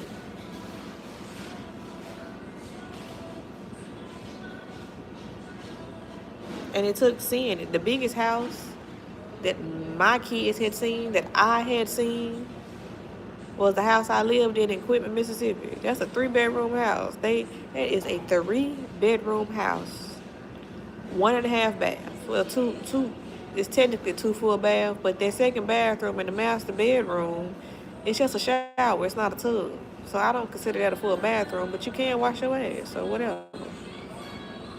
They turned the laundry room into an extra bedroom, but that's still a laundry room. Y'all just put a bed in there. That's still just a laundry room. Put a bed in there. That's a nice house. The house God told me to walk through, that motherfucker had 9 bedrooms. And about 12 bathrooms. I could shit for days. 3 kitchens. 2 kitchens on the inside, 1 on the out. I say 3 because that one on the out, it's got the whole grill to it and a refrigerator. It's got a wine cellar. God had me look at this on Zillow. Said, look for your dream house. I don't have a dream house, Lord. Whatever you give me. Whatever you give. I'm so humble. Whatever you give me. Okay, Moses. I need a Joshua. I don't need no goddamn Moses. I need a Joshua. Anybody can get it. By the time you get to this house, anybody can get it about this house. I say, look up your dream house. Anything you give me, Lord. I find whatever you give me. Yeah.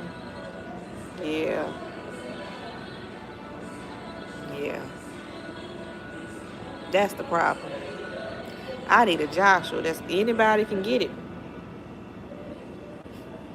about this.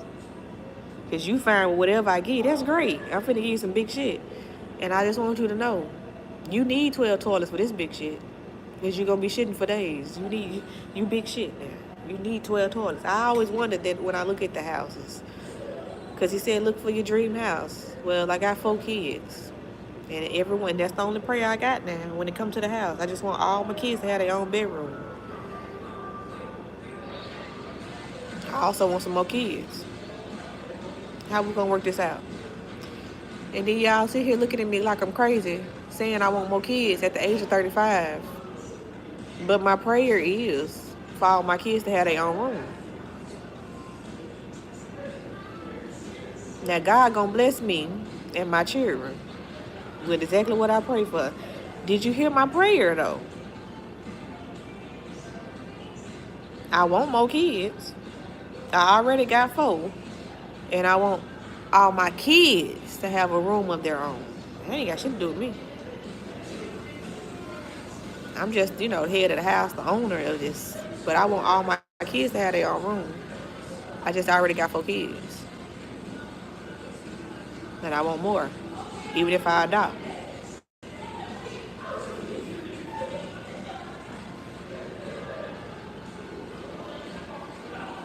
Now, I'm on Murder's ass. She had 11.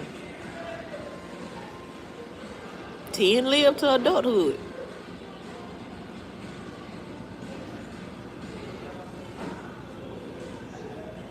So if I was Murder's, then that is what? That's a 12-bedroom house, sound like. See, I say house. Y'all say that's a fucking castle. Where the fuck you gonna get that at? James say it's buildings that man didn't make. That's what James say. The book of James says I'm gonna live in places that man didn't make.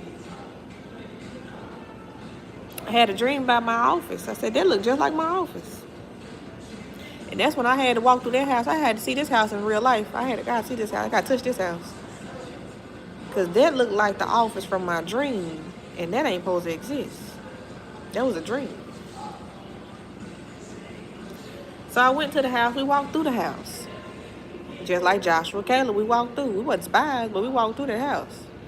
So what I'm saying is, once I was able to not just witness a house that big, walk through it, and actually imagine myself living in something so big and so grand.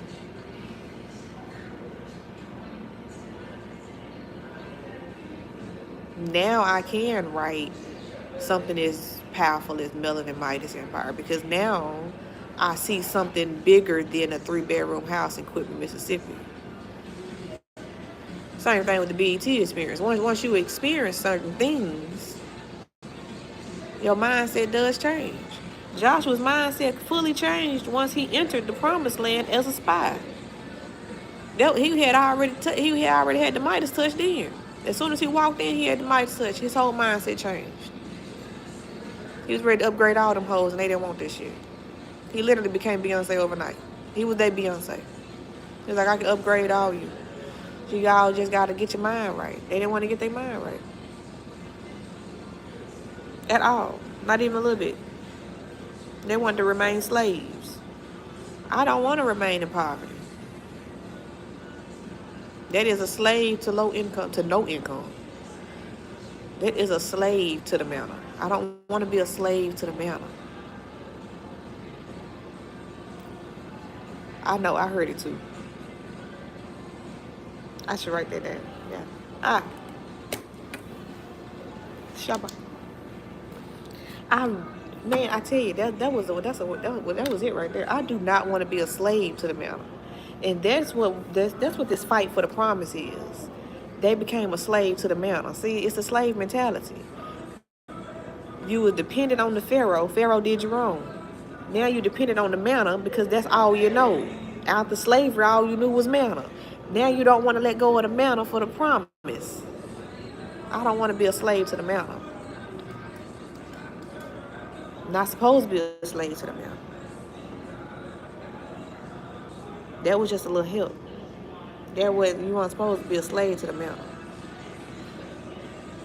And I try to tell people that. I tried to tell people that 17 years ago when I first had my kid. I said, I'm not trying to be on food stamps forever. They looked at me and laughed. Why the fuck you don't want to be on food stamps? Do you know what it takes to get on food stamps? I don't want to be in this moment of my life where I'm still applying for food stamps. Hopefully I have made it to something in my life where it's like, I don't need food stamps. I would like to be the person to say, I don't need food stamps. I'm also not trying to be the person to say, my man worked 2 jobs, and that's why I don't need food stamps. No. I actually don't want him to be working 2 jobs. I'm not trying to work 2 jobs. I just want to get to a point in my life where I don't need food stamps. I don't need welfare. I don't need all the things. Okay?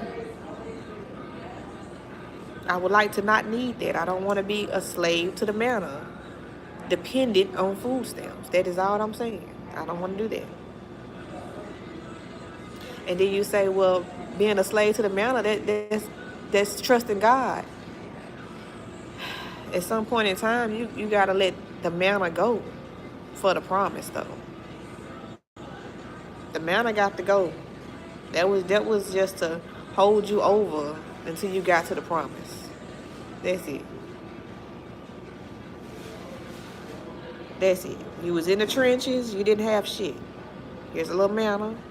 It's just to get you to the promise. That's it. It's so that you don't drown while you cross the Jordan to get to the promise. That's it. That's all. And you can't talk about photography.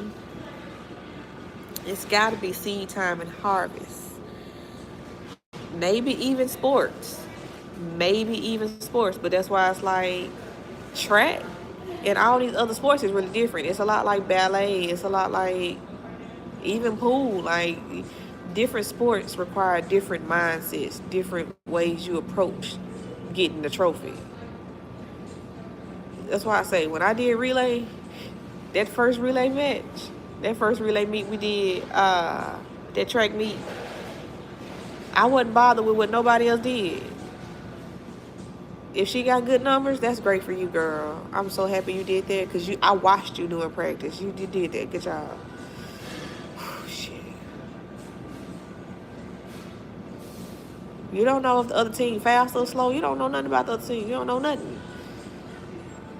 That relay, that's man. All I know is 3 bitches that I got to run with. And right now I'm looking at the coach like, why the fuck you put her behind me? We are not winning. You know she too slow.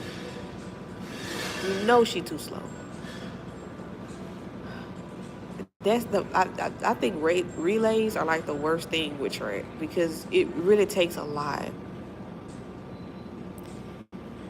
We got to make sure that everything flow right. It's like reading a book, because you got the baton. So you need the person in the front to be fast.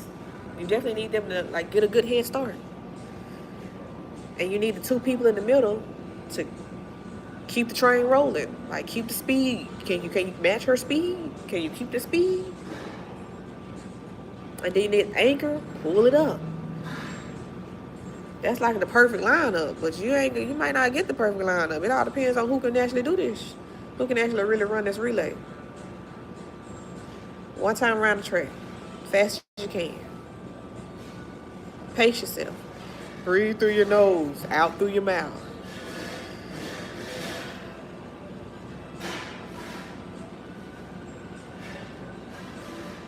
I just know my eyes opened so much after that first meet. Because you didn't tell me it was going to be like this, coach. It's not. The fuck?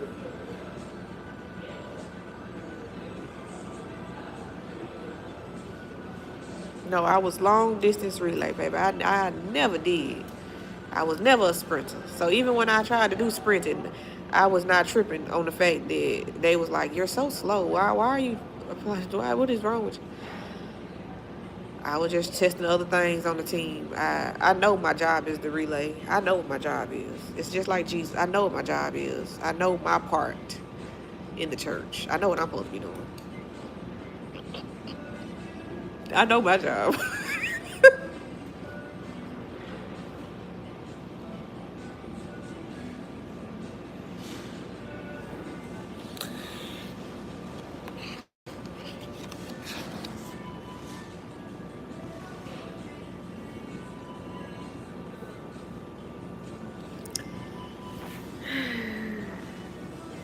No, I can't get with that. You said it's to keep us safe, keep us from.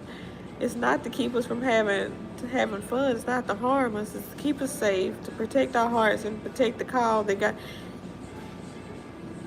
still got stuff hidden in us. Development process. See, that was the wilderness though. See, it's like we. That's why who is this? Whose hand is this? Cause they don't know shit either.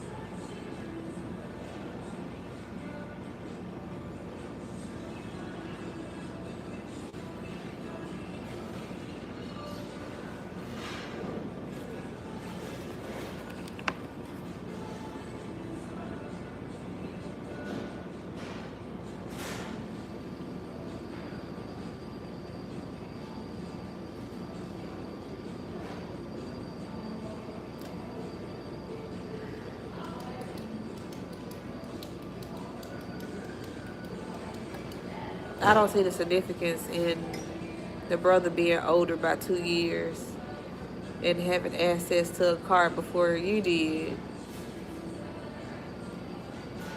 I don't see how that correlates to your parents loving you more or loving you so much that they're keeping you safe from driving a car.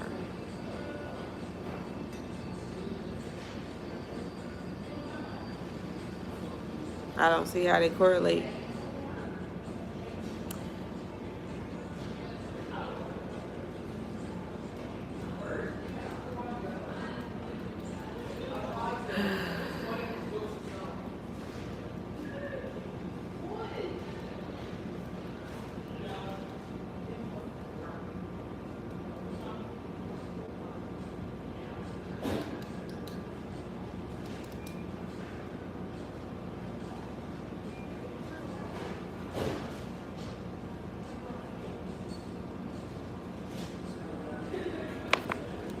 I ain't even doing the reflection prayer or dive deeper.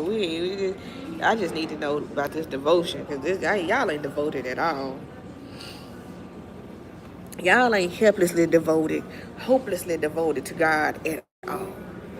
At all. Every song is for God. There ain't not one song for God. There are songs where you definitely can hear that it is definitely meaning something bad as far as like, yeah, that's just about sex. Yeah, that's so superficial. Such as Material Girl.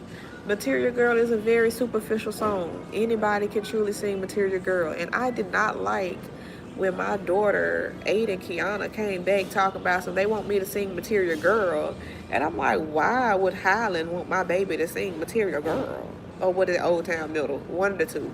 She was in choir at both. Either way. Why would they have you sing? It probably was Old Town Middle School. It sounds more like Old Town. Why would they have you singing Material Girl? It had nothing to do with Madonna. I love Madonna, okay? But my Material Girl.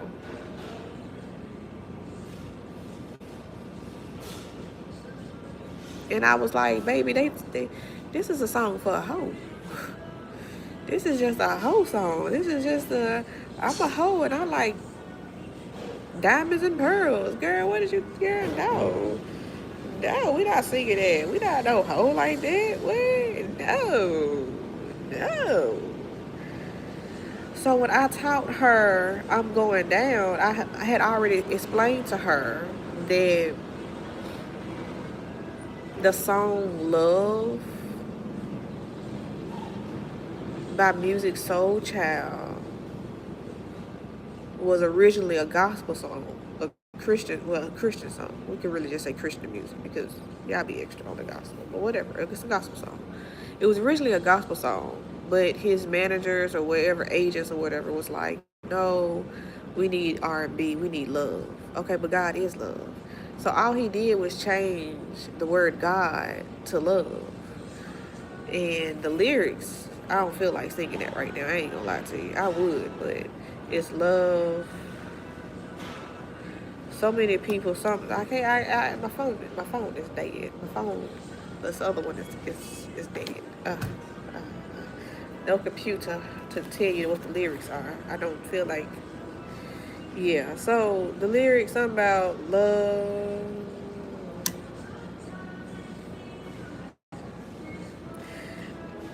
So many people take your name in vain. That right there was literally for God, but at the same time, so many people use your name in vain. When you change the word from God to love, people do use love in vain. They go out here saying, I love you, I love you, I love you, or can't you see how much I love you? Bitch, you don't love me. You don't motherfucking love me. It's not unconditional love the way God gives. So you change it back to God, and so many people using God's name in vain. And then we'll double up on that and say, I love God. You don't love God. Alright. So it's a lot of songs that we can flip for God. It's a lot of songs we can flip for God. Because they probably was already for God. It just got flipped for R&B. It got flipped for pop. It got flipped for rock. But it actually was Christian the whole time.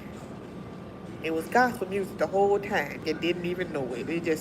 We changed a couple words and now you jigging in the club to a gospel song and didn't even know it. It was a gospel song. That was God. I wrote that for God. I ain't write that for you. Not nan out here. I wrote that for God. It was for God. That's why I sing it so hard, because it was for God. I sung that because it was for God right there. It was for God. Same thing with the song I had wrote. My little response to falling.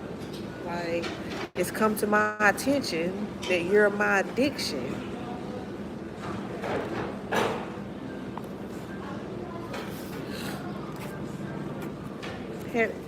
You gotta know, Moses really didn't want to do that. Moses didn't want to do it. And then it got to a point where Moses enjoyed being Moses. Like, he was scared to be Moses. He didn't want to lead nobody up out of Egypt. What? He didn't want to do that. And then after so long, he was confident in being that, and being the guy that led them out of Egypt. He was confident in being the guy to lead them through the wilderness. He became confident in who he was. He knew who he was. He got to the point, bitch, I'm Moses. Who are you? I be talking to God. I go up to the cloud and talk to God. By the time they started making golden calves and stuff, he really realized who he was. That I'm Moses. And I'm sitting here doing all this for y'all. Y'all acting like this. Like, I'm just saying. And Joshua was a little worse. They get crazier. The mode, like, every prophet in the Bible is a little crazier than the one before. They all Jesus freaks. They all Jesus nuts. All of them crazy. And they get crazier. So really like Batman and all that, just flip that shit. Just flip it. Flip the fuck out of it. All right. Baby, I don't know who Moses is. I guess Joshua is Joker. Because anybody can get it. Joshua is Joker. I don't know who Moses is right now. Noah must have been Thanos with the flood. Noah's got to take all you hoes out. Wipe all you hoes out. Like, that was Thanos on the slick. Noah was Thanos. Alright, we already said that Jacob is Loki. Flip it. You guys to flip it. And they all doing this shit for God though. They all doing it for God. You gotta flip it. So it's Joker and Cyborg. Joshua and Caleb is Joker and Cyborg. You gotta flip it for God. Because 9 times out of 10, it was already for God. We just flipped it to make it more digestible for you. We made it a cartoon. We made it a book about. Made it a book with 17 sex scenes. You got the message was under the message was still there. You understood the message and you felt that message. You loved that message, and then you went back to it and was like, "This show just ain't nothing but God." If you take the sex scenes out, it ain't straight nothing but God. It's just God in this piece. Take the sex scenes out, it ain't nothing but God.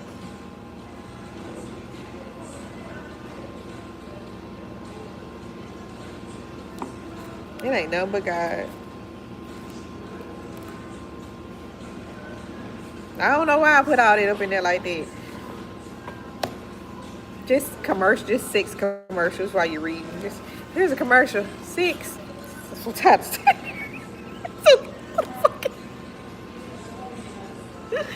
oh, Jesus Lord. Baby, that's all they do up in this thing, ain't it? No, they pray too. They be praying and praying. Marriage is a beautiful thing. I love being married.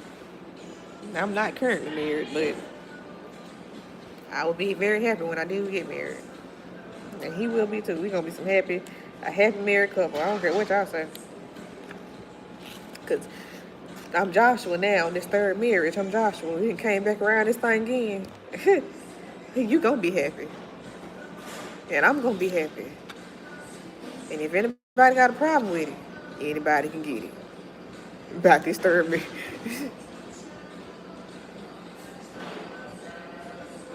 That's why I said a bowling ball at your head. A bowling ball at your head. Because anybody can get it. About this 3rd one. I just got to get them first. All this being extra thinking I done got them. I ain't got them yet. I got to get them first. But when I get them,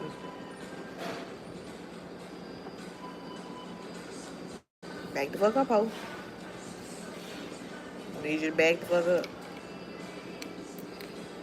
Because when the blood starts to splatter, I don't need it. Tucking up my clothes.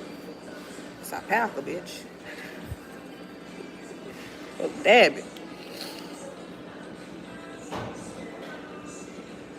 The Lord is petty because I did remember. Every time I get in a fight, y'all blood end up on my clothes, and I don't like that no more. I don't like that no more. Every time I get in a fight and the police pop out, I got the bloody clothes, but y'all the ones with all the scars and stuff, and now they looking at me and I'm looking at them. I didn't know their blood was on me like that. Every time I didn't know their blood was on me. I didn't know they were bleeding. Every time, I promise you. It's not me, y'all. I promise it's not me. I'm really nice. I'm so sweet and nice. I am. I'm sweet. It sounds bad. It sounds worse than what it is. It's just, I'm just saying, it's a pattern. And when you know, you know. It's like, it just seems like every time I do get into a fight, I don't fight no more. I don't fight no more. That's what I'm saying. I wrestle. So, because when I was getting in the fights, I kept ending up with blood on me and I was going to jail. And I'm like, why I'm going to jail? Because she got to go to the hospital.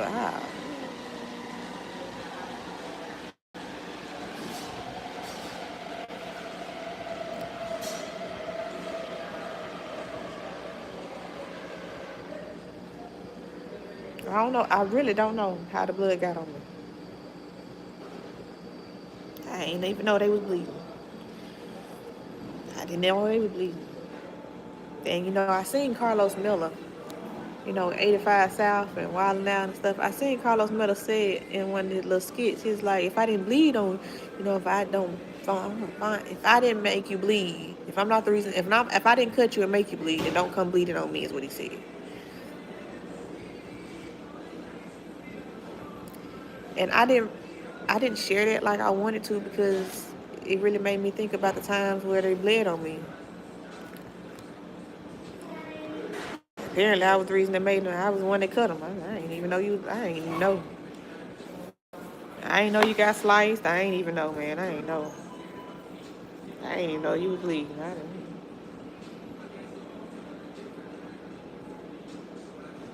Never know until the police get called. Then it's yeah, you can go on and we see the blood on you. What blood?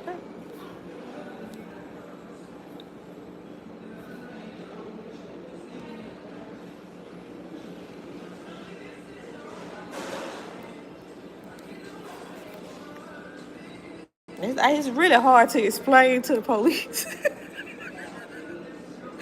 It wasn't me, but you got the blood on you.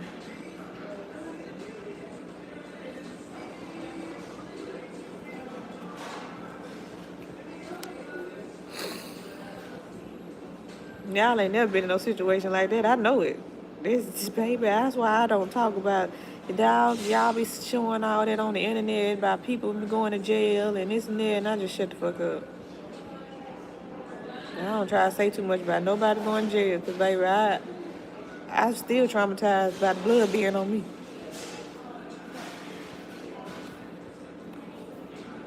That's why you went to jail. That's why I went to jail, because I had the blood on me. Man, it didn't matter what happened. Just know the blood was on me.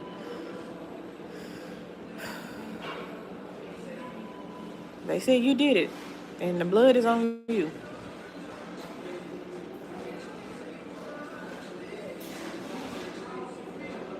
Ain't that? I don't tell you. I don't know what to tell you, man. I don't know what to tell you. But I'm sweet, though. I promise I'm sweet. I'm so sweet. I'm sweet. I'm nice. I'm a fun time. I don't fight.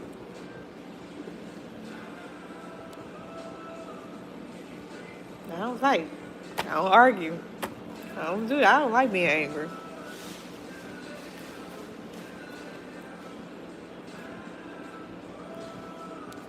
I don't do any of them things. I don't like that. I don't like negative vibes. I don't like none of that. This is why. I learned my lesson when the blood got on me. I learned my lesson when the blood got on me the second time. The first time, I didn't learn. I didn't learn too much. But that second time, and that blood got on me, and I didn't know that blood was on me. And they didn't care what I had to say because the blood was on me. They had heard everything they needed to say from the person that was bleeding. And when they found the person that had the blood on them, they didn't ask me no questions. There was no questions asked.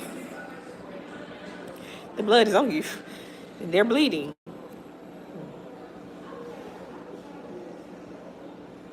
No questions was asked. Just stand up, hold your arms out, and you're going to jail.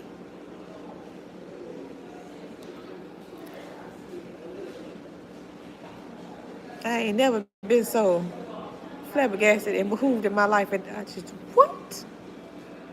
Bewilderment.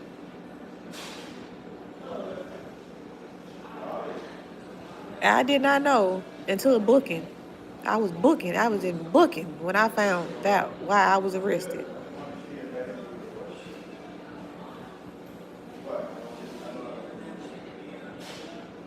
Because I could have got away if it had been the goddamn blood on my shirt and in the ring. Damn. I didn't know. It's too much. Too much. So when I am writing and the girl, yeah, I should have left it at her slicing her throat, huh? Because I changed it to her suffocating her. I should have left it at slicing the throat. And that's why she has to throw away all her clothes and stuff. Because I have been in this moment and it's like I really felt Tariq and old girl when he killed Ghost and she was like, I know what to do. Throw all the clothes in the incinerator and you're good.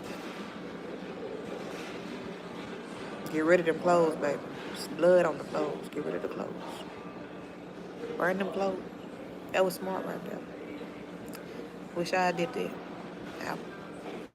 I could have been walking down the street, just change the clothes. Change the clothes. Get them clothes off. You got blood on the clothes. You got blood on them clothes. I know you got blood on the clothes. Ain't no questions getting asked. Your ass is going to jail. You got blood on the clothes. You going to jail. What we need to ask? And have I said anything about Dallas? Carrollton Police? I ain't said shit about Carrollton Police, because, baby, y'all did y'all job. Y'all did y'all job. Carrollton Police did their job. There's blood on the clothes.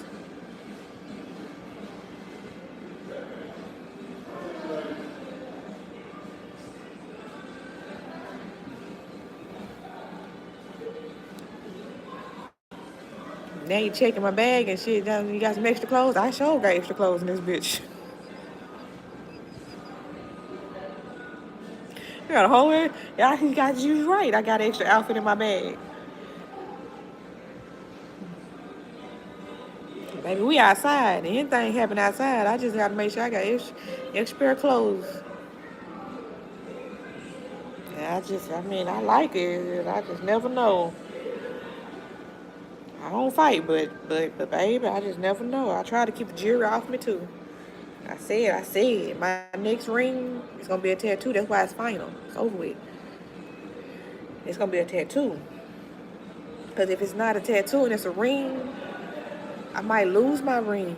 You know what I'm saying? I might lose my ring. And it's cute to have a little ring necklace, and that's cute. You know, a jewelry box is nice too. I want to be able to have a jewelry box. But that's why it's gonna be a tattoo of our day, whatever day it is. I'm hoping. Because I put that prayer in. So I'm hoping. I really wanted to be on Halloween, y'all.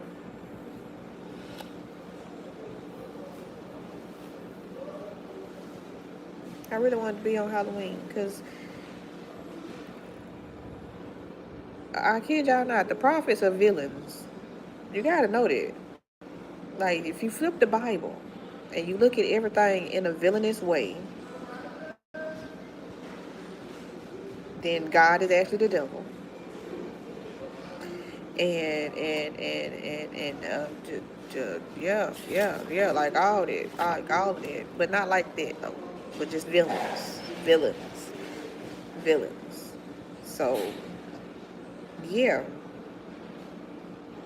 all these are just villains. You got Thanos and Joker and yeah, Venom, all these people, because Venom was supposed to be a villain when it was Spider-Man. Suddenly he became an anti-hero or something. What they call him? A vigilante. He became a vigilante. Venom out of nowhere became a vigilante.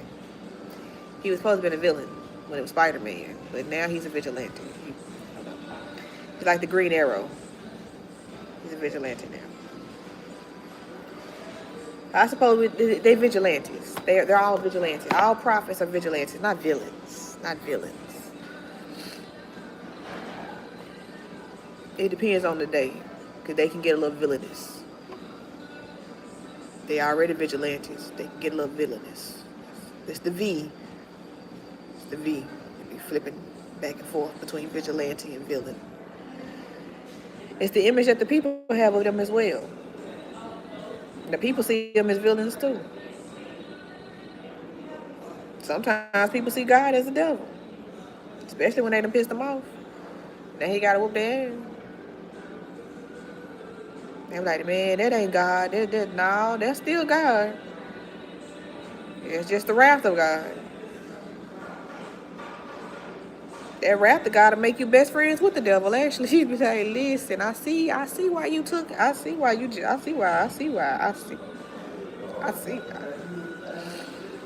But I still can't be you, Lucy. Lucy, I can't be you, Lucifer. I can't be you, baby. You got that. In third heaven, all y'all got that. I'm gonna stay true to God, though. I'm stay true to God. But I do understand. I see why you do the things you do. I can't do it. Somebody got to. Everybody know their job, and Lucifer damn sure know his, and he do his well.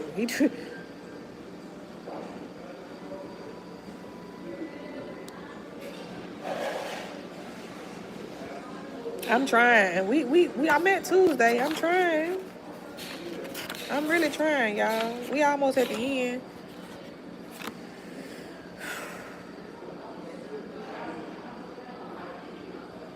Waiting does not mean wasted. For I know the plans that I have for you, declares the Lord, plans for prosperity and not for disaster, to give you a future and a hope. Cool.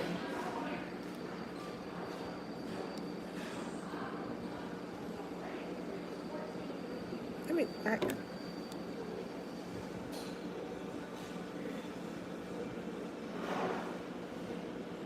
so we do what? What we at now? The rest of a surrendered life.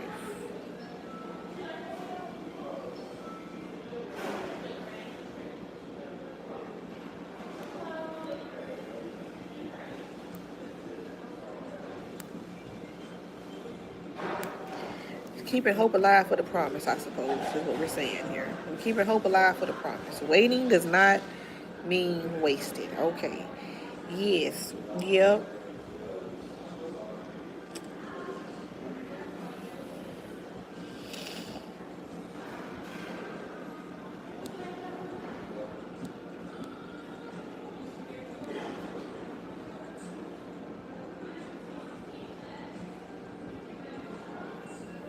Okay.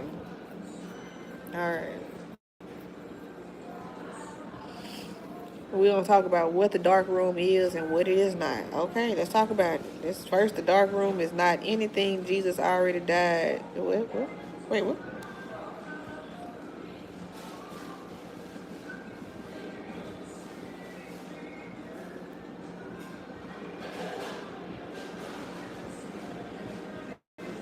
Oh, okay. Okay. Mm-hmm. The dark room. All right.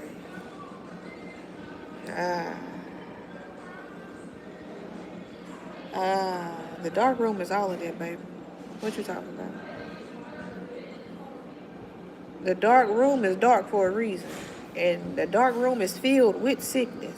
It's filled with disease. It's filled with bondage, poverty, and dysfunction. It's the wilderness. That's what's in the wilderness.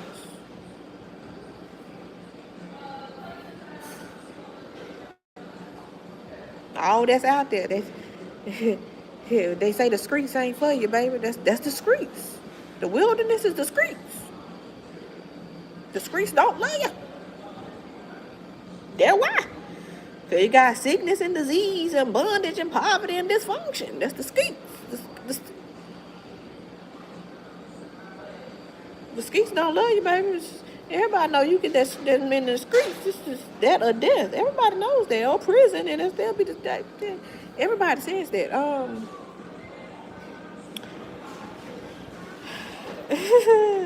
That's the skeets. That's the dark room. The skeets. It's the skeets. We don't want to be in the skeets. We don't want to be out there. Actually, we don't want to be out there. But we all got, we all got to carry our cross and go through our wilderness. That don't mean we want to be in it. But you got to know how to navigate through all of that and not fall for all of it. You can't fall for the sickness. You can't fall for the disease. You can't fall, I feel like disease and sickness are the same thing. You can't fall for the bondage and poverty and dysfunction. You can't fall for that. You can't get complacent in that. It's there, but you can't get complacent in it. You can find peace in poverty. You can. It's settling and it's being complacent, but you can find peace in poverty. You can find peace in dysfunction. It's not what God has for you. That's not what God has for you. He has so much better for you, but you can settle if that's what you choose to do. If that's what you choose. If you feel like you're tired of fighting, you're fighting tired, And you just like the promise just not, and I'm just, because that's what y'all talk about. That's like, oh no, the promise is so far away and we're just still fighting. Um, that's because you're trying to find peace in poverty. That's why you're still fighting. You're trying to find the promised land in poverty. You're settling, and then you're mad about your settling, and then you're blaming God for settling. God just that ain't God's fault. That's your fault. That's not even what God has for you, but you don't want to obey God. You want to be disobedient, so you chose to settle in the dark room. You chose to settle in the wilderness. You chose to stop right there in the middle of nowhere and said, this is home. Because I'm not walking no more. I'm done walking. Well, shit, that's home then. It's the picture that you see when you have the two people and they're tunneling underneath the ground, seed time and harvest, and they're tunneling because you wouldn't be underground if you wasn't planting some shit. Even when you're mining, that's a form of planting. Construction, all that, this a form of planting. It's a form of planting. You might not be planting seeds, but you planting concrete. They're still getting planted, all right? You're still building something using natural elements of the earth. It's moving along. Moving on along. Moving on along. Moving on along. Moving on along. So that picture of the two people mining, right? You got one person that's just going and going and going and going. And they got like a huge bag, big diamond, whatever it is, right there. They right here. And it's right there. And instead of continuing on, they stop. And said, forget it. I done did all this, and I still ain't got to this. I was told it was going to be a diamond right here. I was told the promised land was going to be right here if I kept going. I done been going. I've been going, and I stopped. I forget it, whatever. While the other person, they keep going, and they finally get it.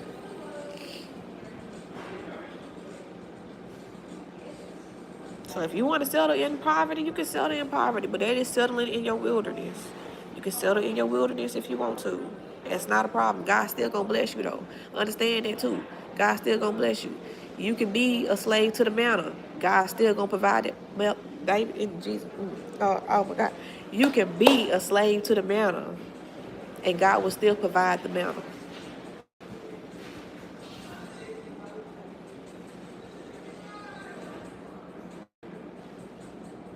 Just because I don't want to be a slave to the manna don't mean you don't have, like, you don't have to see it as slavery to manna. You like, I just like having manna from God. Okay. And ain't no wrong with having that manna from God. I just choose to want to do something different. That's all. My preference, my prerogative. I choose to do something different. As for me in my house, I don't want to be dependent on manna like that. I want to be in the promised land. I want to be Adam and Eve in the Garden of Eden. I'm trying to get back to where we was day one. Y'all been tripping since day one. Since the garden, y'all been tripping. I'm trying to get back to the garden on some real stuff. Y'all talking about promised land. The Garden of Eden is my promised land. I'm trying to get back to that promised land. I ain't talking about the new promised land. I want the Garden of Eden. I can eat what I want, grow what I want, cook what I want.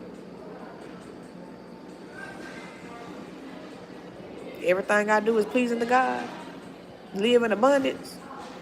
And I can be fruitful and multiply with no issues. Meaning what? I be fruitful and multiply, I go and get pregnant, and we got issues. Oh, shit. Now I'm crying because I'm pregnant and shit. I ain't supposed to be pregnant. Oh. I want to be fruitful and multiply with no issues. Everything copacetic over here. Everything I do over here is a good thing. That's the Garden of Eden, baby. I want the Garden of Eden. Naturally can't have that in poverty. Can't afford to feed this motherfucker. Can't have that in bondage. That's jail. That is jail. So you can't have dysfunction. You crazy, the baby crazy, the daddy crazy, everybody crazy. Mama crazy, everybody crazy. Everybody goddamn chick.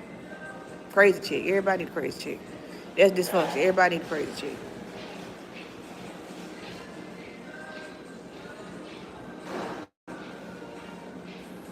This will be a form of bondage, huh?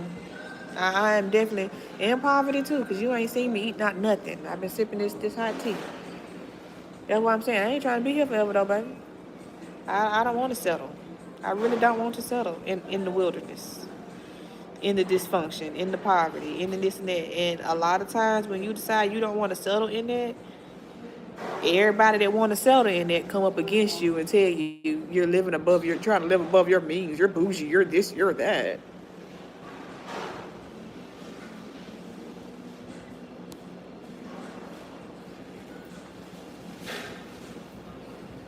Where are my crumpets? I have my tea. Crumpets, please. Is that the chips? Do I never get my crumpets?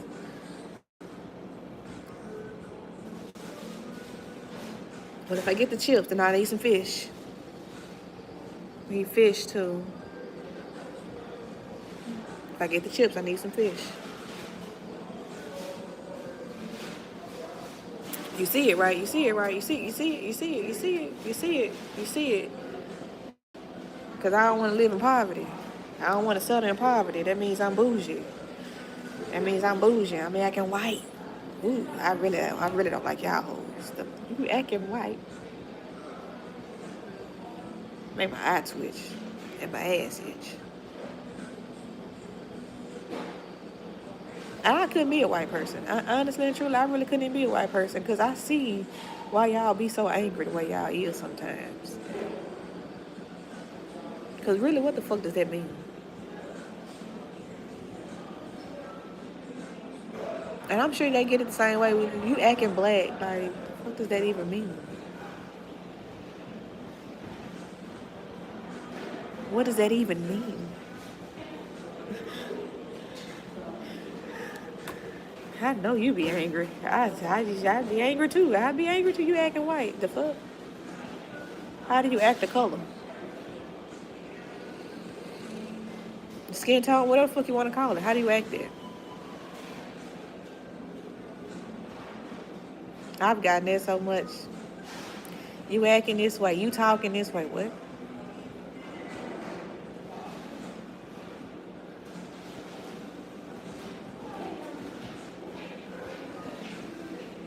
So to the ones that, come up against you and want to bring you down, discourage you, let them. Because I prefer to, I seen Marseille Martin do it. And I fully understood, baby. Listen, I don't know what happened with Marseille. I don't know what happened with Marseille. I just know Marseille got on this internet, honey. And I love Marseille Martin because she's the youngest executive producer in Hollywood that I love to push in front of my kids as an example of what they can do. She did this at 14. She's an executive producer of a movie. And you're telling me that teaching my child I'm going down so that she can hit these notes properly, having her truly feel it by letting her watch Passion of the Christ and getting into the Bible with her truly, by allowing her to express herself with Rihanna's course on Monster. If she's friends with the monster under the bed, that's because we love Descendants, baby. And she loves being rotten to the core as a descendant of Cruella de Vil and shit. Okay, she just loves Magnificent and stuff, right? She's just a Disney kid. But Marseille Martin can go and be an executive producer. She can be the producer, really, and director and screenwriter of this movie with Taraji and all these people. Like, was it Taraji? Was that Taraji or was that Regina? Definitely was Issa Rae. It was definitely her. But Marseille Martin is 14. She was 14 when she did. She ain't 14 now. She's like 22 now, but she was 14 then.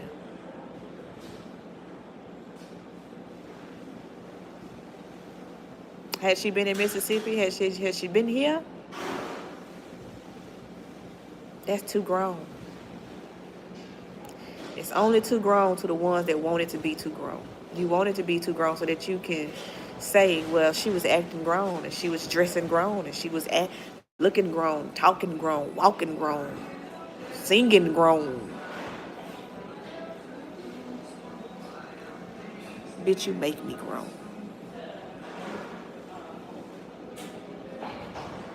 Disgusted with your ugly ass. So yeah, you need to go on with that too grown shit. Yeah. So if you want to live in that mindset, mentality, that's fine. But we upgrading around here. So Marseille, I don't know what happened, but Marseille let them know real quick on TikTok. She ain't even say much. She just got on that motherfucker. She was supposed to have been sad about something. I don't know what she was supposed to be sad about. But she pulled out a few $100 bills. She pulled out a few of them. I mean, like one or two, three of them or something. Like, it wasn't that many. She wasn't like him, like, you know, like a fanning. No, she little. She supposed to have been sad. She was supposed to have been so sad. And she took her $100 bill and wiped her imaginary tears. But she was supposed to have been so fucking sad about something. Whatever it was, she had that $100 bill and wiped her imaginary tears. Because she was supposed to be so sad. And all I'm looking at is, baby, you the youngest executive producer in Hollywood right now.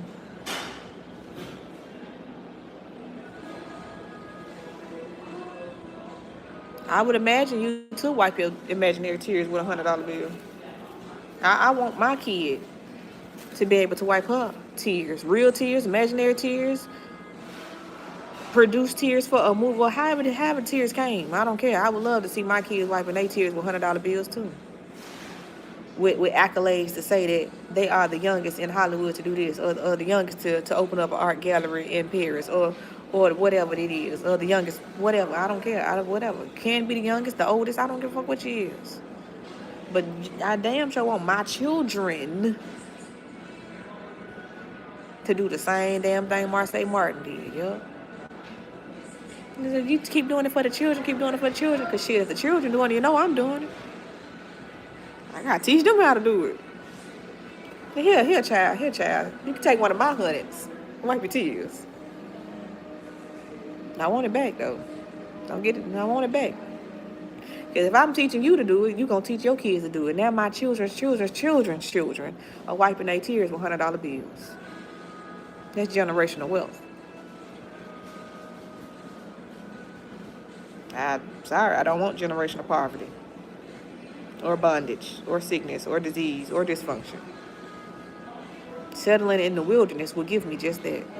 What's going to have me strong and courageous to get out the wilderness, to leave the wilderness, to leave the mountain?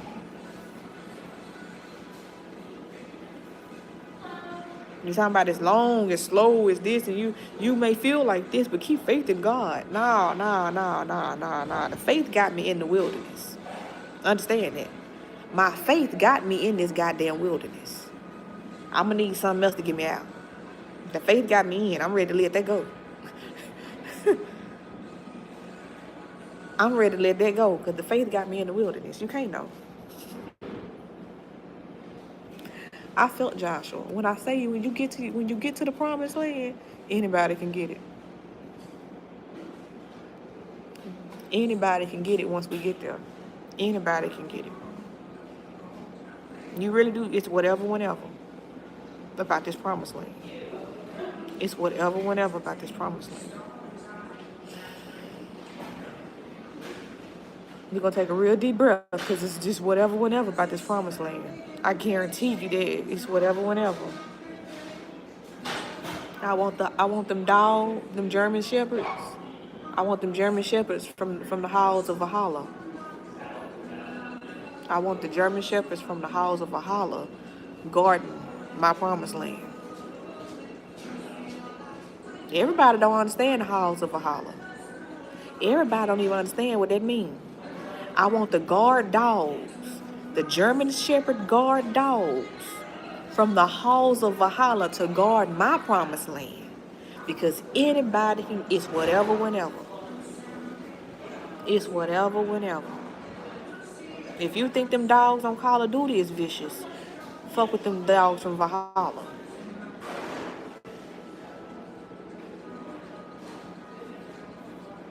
Y'all be over here looking, y'all be shivering in your boots when you see the canines walking through here. And this is Mississippi. Alright. Alright, get them damn German Shepherds and Rottweilers and Connays and Corso. Alright.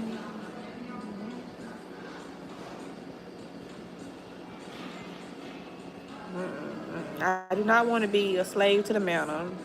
I want to get to the promised land. I do not want to settle in the wilderness.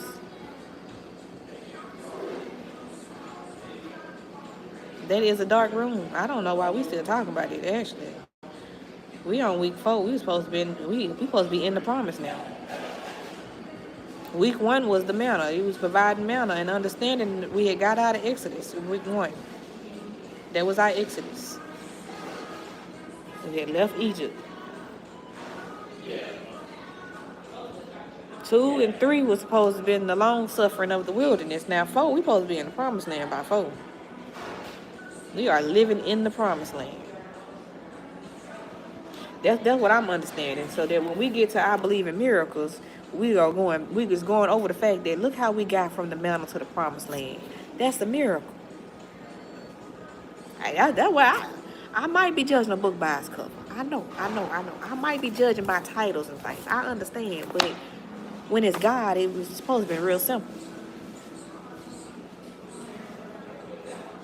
It wasn't supposed to be confusing at all. It damn sure wasn't supposed to make me angry. It actually wasn't supposed to happen. I wasn't supposed to get angry at all. I was supposed to be spiritually fed. Supposed to get spiritually fed.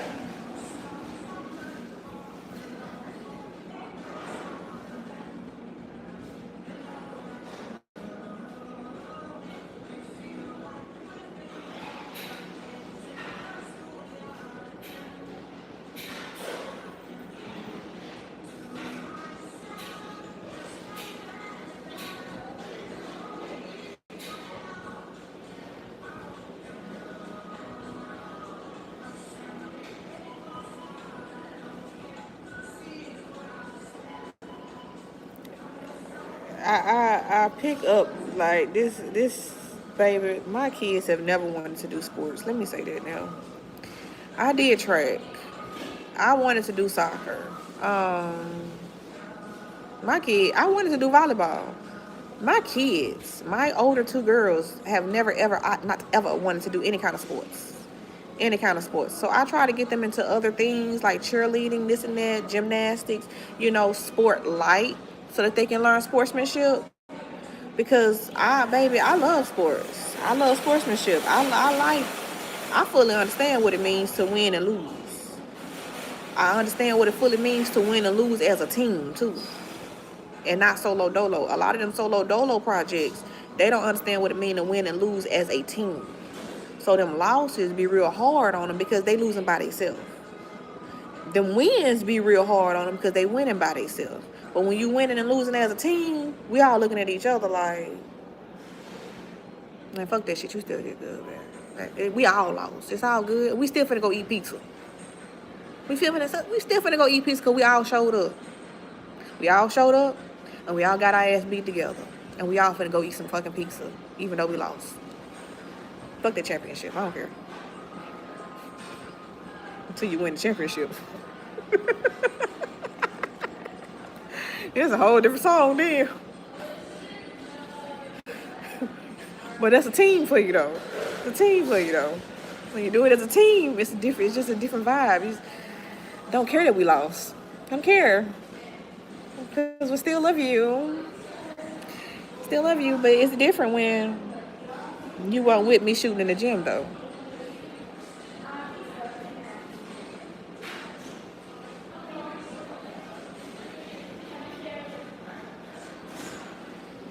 You weren't with me shooting in the gym though. That's how I feel about the body.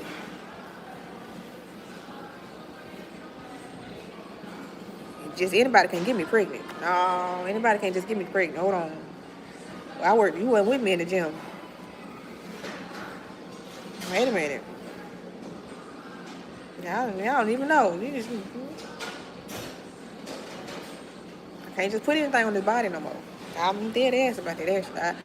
I really don't want to shop at certain places no more because y'all keep robbing them places. And the thing is, when you rob a place like Walmart, when you go in there and you constantly robbing Walmart, quite naturally the employees do not care about the stuff, about the products that's there, about the merchandise. Like we're gonna get robbed anyway. They be coming in stealing anyway, so fuck it. Then they'll start stealing. Now the employees are stealing, the customers are stealing, random people are stealing. When you decide to stock up and restock this and that, stuff dropping, stuff breaking, you don't care because why? It's gonna get stolen anyway. Oh, I can't shop in no place like that. Actually, I can't. Look at what you have done to this place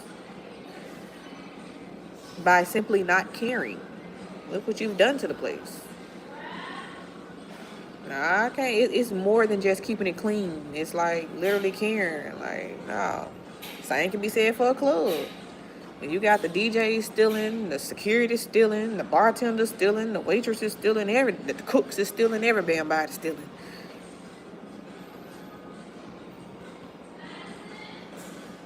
Can't work that, baby. Because it don't matter how packed you is, everybody's stealing. You ain't gonna make no money. Money will never get made because everybody's stealing. Got to vet them hoes better. Got to vet them hoes better. Everybody can't get a chance just because you knew them in middle school. Everybody can't get a chance just because I seen you and I heard your story. Everybody can't get a chance. And I looked at this as that too. Like, I was like, second chance. That was something I liked about Texas, right? Second chance leasing. So even if you had an eviction on your name, that eviction could be a month, 2-3 months old. It didn't even matter. They was like, we'll give you a second chance to lease an apartment. If you know, your ass got an eviction on your name, then you ain't getting an apartment for a good little minute. You ain't getting a whole lot of shit for a good little minute. You got the eviction on your name, you owe another complex or anything like that, oh, you finna be sitting down for a good little minute. Shoot, baby. You guys, light bill too. The light bill too. Don't you get no tampering fee. Don't you get no tampering fee. So to all the wonderful mothers and fathers that went out of their way to get bills in their kids' name, generational poverty, generational dysfunction, generational bondage. And because mental health is real, generational sickness and disease. We are forever in the dark room. Whatever is hidden from the world will stay hidden in this damn dark room.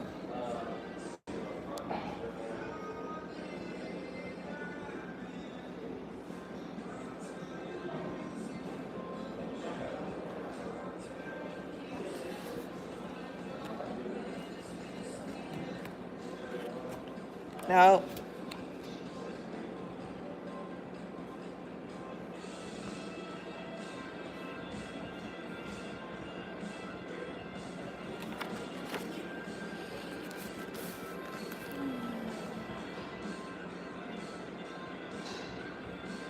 Huh?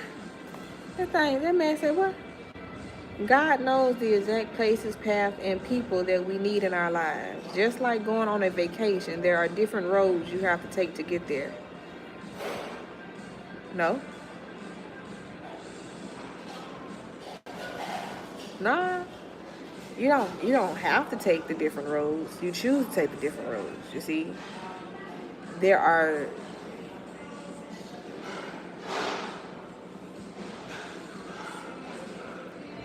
different ways that you can take to get to the same destination.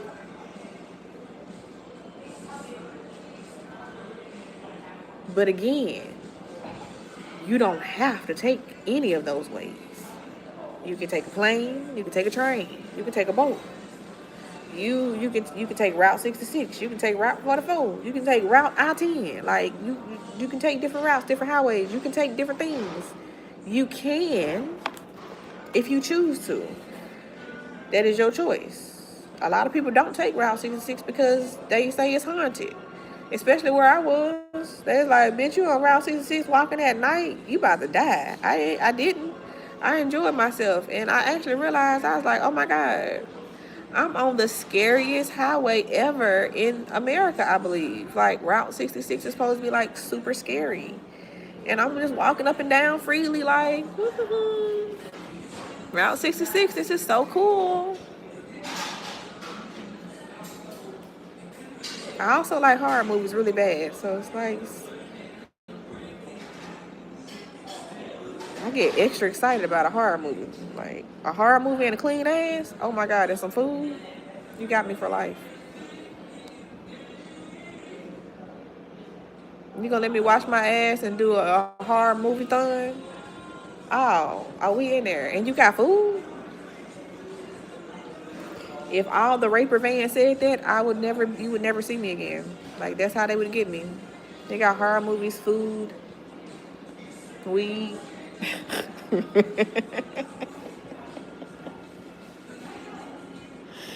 And you can always wash your ass over here. You can always have a clean ass.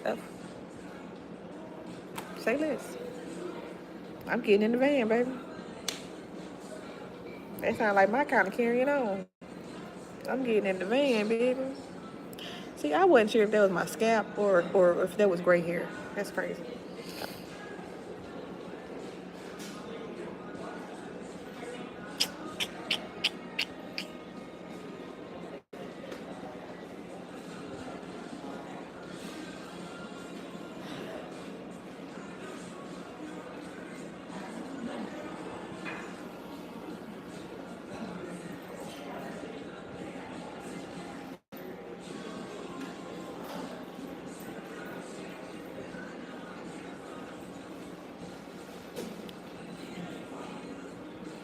And that's something too. You really don't get shaped in the season either. Like, that's something. Like, they was in the wilderness for 40 years. Remember that now.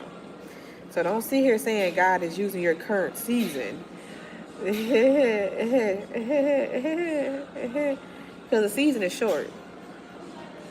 The season is short. Your time in the wilderness is not. That long suffering is not short. It's seasons. Seasons. So it's 4 seasons in a year. Maybe I should have did this in seasons. So we could do this in months. Because see, y'all don't understand seed time and harvest. That's what it is. But you ain't got past Abraham. That's what the problem is. You ain't got past Abraham.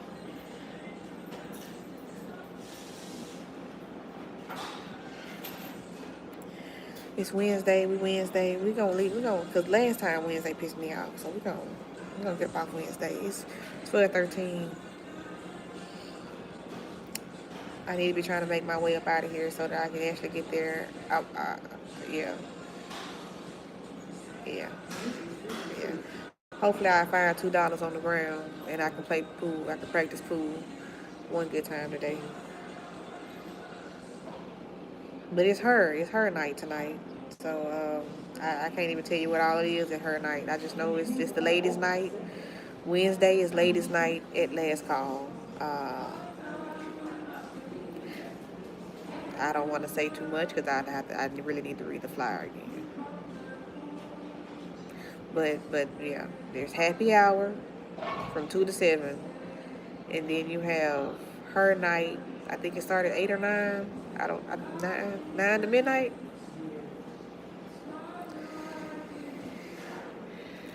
Something like that. I'm gonna let y'all know. I haven't eaten anything today. I am actually finna head out. Finna head out. I got my tea. I'm finna fill my cup back up with some more lemonade. I ain't got my honey, but it's okay. Yeah, I'm finna head to last call. Cause last call opens at 2. And you know I'm doing a new thing. So bear with me, alright? Bear with me. I know it would seem like, why do you keep going back? Why do you keep going back? I'm just following God, y'all. I ain't gonna lie to you. I'm following God. Um, and I've been praying about my next steps for a very long time. And it's like I laugh at it to myself because that's something that Word of Life got. They got like the next steps class to see what your next steps is with the church. And I mean that's great. But I'm looking around like, what's my next steps for me and God? Just me and God. Not necessarily the church. You know, I'm not saying I'm against serving in the church. That's not what I'm saying. But I need God to lead me to that. He has not led me to that yet. They are like the military, okay? They are soldiers in the army of the Lord. I mean, say that now. The pastors at Word of Life, everybody that works there, that serve in some kind of way for God. Whether it's the staff, whether it's the people that pick you up on the go-kart and take you from your car to the door. Like, it don't matter who it is. The whole staff, everybody, are all soldiers in the army of the Lord. They are all recruiting for the army of the Lord, okay? All right? And what I mean when I say that, baby, when I did that abs fab, I think I'm saying it right, abs fab, when I took that test, the way he wanted me shipped off the next day is the way they want you baptized at this church. At any church, true. Any church that's really for God, they are all the same way. They are all the same way. It's like, oh, listen, you love God? We love God. You got baptized? Have you gotten baptized? We got a baptism pool. Ain't they be on it? Like, you like to sing? We got singers. Just whatever you want to do, especially if you love God. Especially you love God like that. Come on, we love God around here. You love God, cause we love God. Come on. Just get it. All your next steps got to be right here. All your next steps. So I have been like really. Thank you for that too. I have been really trying to figure out what my next steps is, as far as the actual job that I'm gonna like, this and that. And I really hate it when people would come to me. I ain't gonna say nothing else other than hate, because I really do hate that. That people would come to me like, oh, you don't want to do fast food. You need something though. And I didn't like that they would say that like that. Like, you are looking down on fast food workers to say that, well, you need something.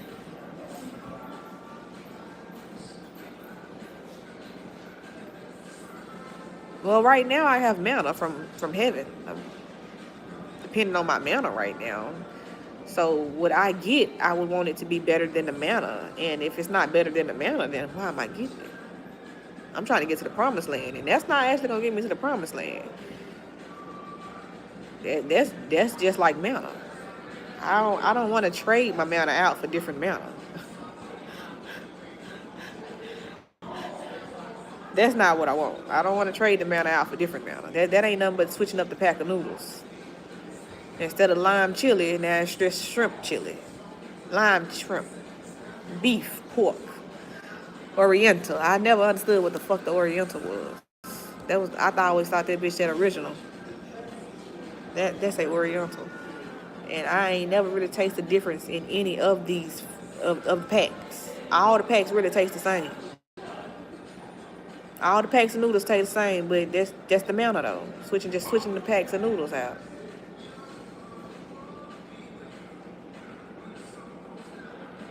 And when you get comfortable with your manner, you settle in that wilderness, that's when you start doing stir fry, adding chicken and seasoning your noodles with lemon pepper and stuff and putting butter in it.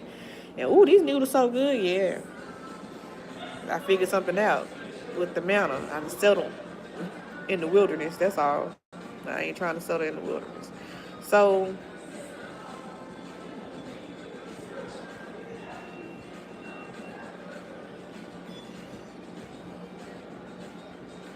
I really hate how people view fast food restaurants. The two husbands that I did have, may the Lord rest their soul, To the two husbands that I did have, they both worked fast food. McDonald's was their first job. And all I ever wanted them to understand was that if you're going to do fast food, I don't care what it is that you do, I always want the promotion. You don't want to sit at any job for 20, 30 years in the same position. I don't care what the job is. You don't want to sit there in the same position. So if it's going to be fast food, today you dropping fries, but hopefully tomorrow you a crew trainer. Like, so you train to some damn body, I hope. In a couple more weeks, you might be the manager. But know that it don't just stop at management. It don't just stop there. It don't just stop at shift lead. Oh, I'm shift lead. I'm good now. But you need to be trying to get regional manager, district manager. You need to be trying to get up there. Up there. You do realize eventually you can get stock. You can become a franchise owner. Like, it just keep going up. You came in as crew, but you never know where you could end up. And you might not have to be McDonald's. Maybe you just need the skills and this and that. And now it's Burger King. Now it's Wendy's. Now it's Jack in the Box. Now you have created your very own fast food that don't even exist in Mississippi type of shit. Like,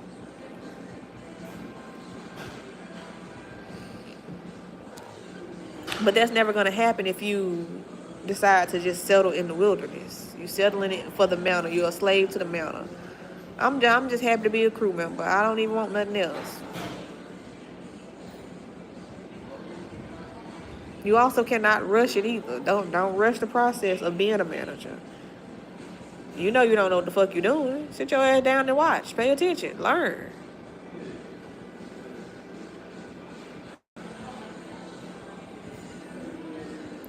The first husband, he enjoyed that a lot. He enjoyed that so much. He said, yeah, I like how you think. Made him a resume. He soared through that. Became a chef. All them great things. He really enjoyed his time as in culinary. The second husband made him a resume. He played with it. He didn't actually want management. He didn't want any of that. He wanted to just be a crew member. Making $7.25 an hour, but working 70 hours a week. Are you crazy? Are you fucking crazy? So now I go around trying to get a job, trying to do this, trying to do that, and everybody wants to do to me what they did to him because he was fine with it. He was fine with making $7.25 while working 70, 80 hours a week. I don't give a fuck what he was fine with. He was obviously stupid. He was obviously motherfucking stupid. Clearly he was stealing from the job.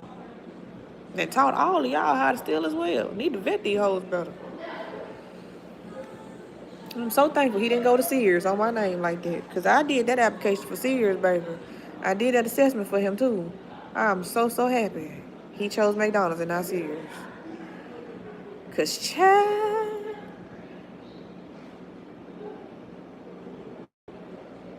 you can't be putting your name on just anything around here. I learned that when I did the Kirby vacuum cleaner. I cannot sit here and say, hire this person, they're a good person. And then you go and fuck over the product and that's a $3,000 vacuum cleaner, baby. I knew then, I can't fuck with certain people. I don't mix money and friends together. That's why when I say, if I win the lottery, it's all for me, because it is. I ain't met nobody that was shooting. Ain't nobody that got in the gym with me yet. Ain't nobody that came to the gym yet. I got the black card membership. Ain't nobody came to the gym with me yet.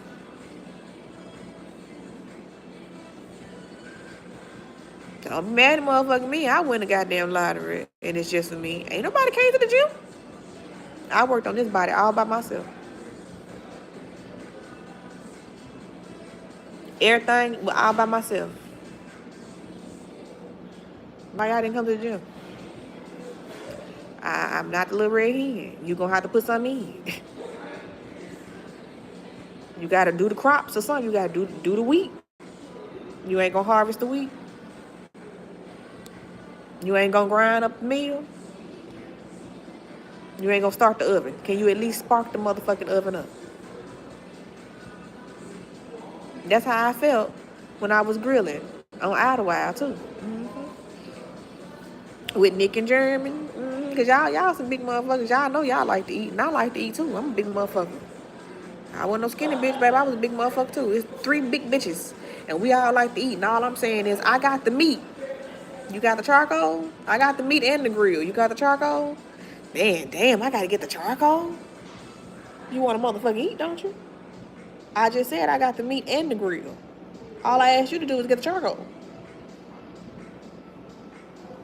Why you here if you can't get charcoal? I'm doing everything and you can't get charcoal? Oh, baby.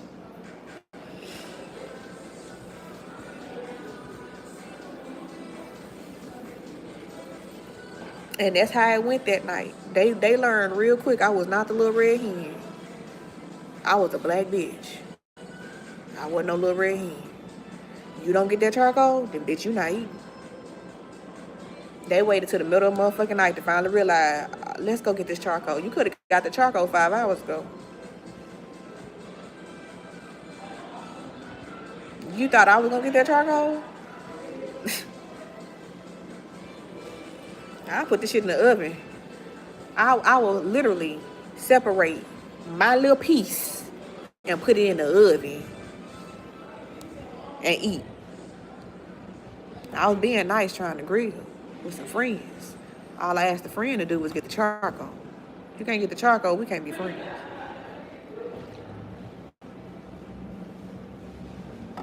You can't harvest the wheat. You can't harvest the crops. You can't grind up the meal. You can't butter the pan. You can't mix nothing. You ain't getting no cornbread, bitch. I ain't breaking bread with not nan. You can't do nothing. I ain't got nothing.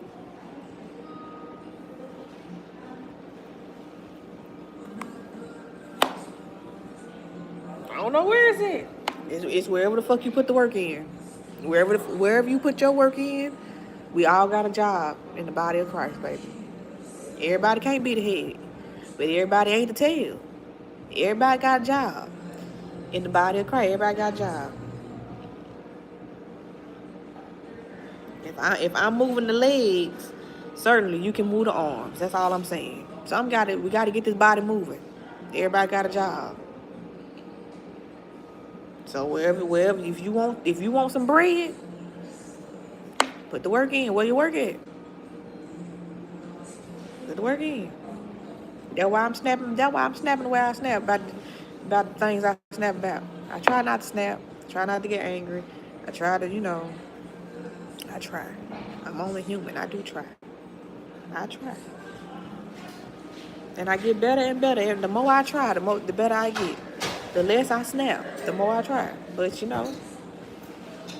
the more I try, the more the enemy try. It's like, she done beefed up her security on her anger. She done beefed up the anger.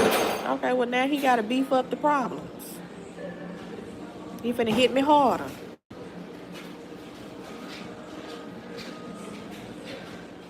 And that's one thing too. I keep getting these coupons from my favorite burger place, and y'all ain't got it. Y'all do not have a Habit burger here. They got the sweet potato fries. Is there some sweet potato fries around here I can get?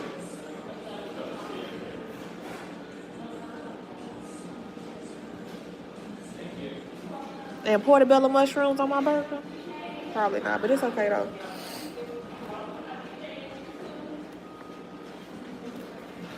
Wednesday, Thursday, Friday, and Saturday, we're gonna hold down till tomorrow. Cause I'm so ready to be done with this. You dropped the ball on it. I don't know who dropped the ball on it. It's a lot of hands in it. All I can say is the person that I feel like everything is a different person. Everything is literally like a different person, from the title to the way it looks. Like, this person came up with the title. This person said it should be in not parentheses but brackets. Don't put it by author. Don't do all of that. The picture itself, yeah, and then this picture is something totally different title, different everything.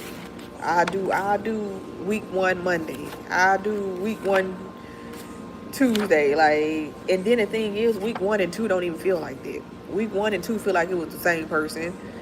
Maybe week 2 was a different person, starting to be a different person. But week 3, it's like 5,000 different people in week 3. There's like so many different hands in week 3, and it's like, this is a bunch of confusion. Whoever this is the author of confusion. This is the author of confusion. Who the fuck is this? Cause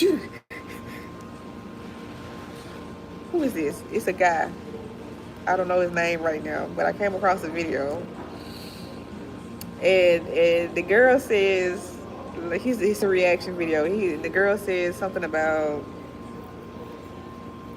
remember when you point the finger, 3 are pointing back at you, and he's like, bitch. I feel this so hard on the author of confusion in week 3. Monday, Tuesday, and definitely Wednesday is the author of confusion. By the time we get to Thursday, they confused. Everybody's fucking confused. That's why it's not what the wilderness did to them, it's what the wilderness did for them. We confused. We don't know what the wilderness did, how they did it, what went down. We don't know nothing no more. We just trying to get back on track with God. We just want to keep God first, y'all. I kid you not. By Thursday, we was just like, we just need to get back to God. Because all that right there, that's not what we supposed to be talking about. We supposed to be getting back to God. And that's exactly what you're reading. It's like the dysfunction, the generational dysfunction that's happening in week 3 is portrayed in the devotionals. It's like, let's just get back to God. Let's just get back to God. If we gonna close it out on that, we're just gonna get back to God. So now we back to God. And we're gonna rest in God. Rest in a surrendered life to God. We have submitted our life to God, and we love God, and we just gonna keep God first. We're gonna enjoy the journey.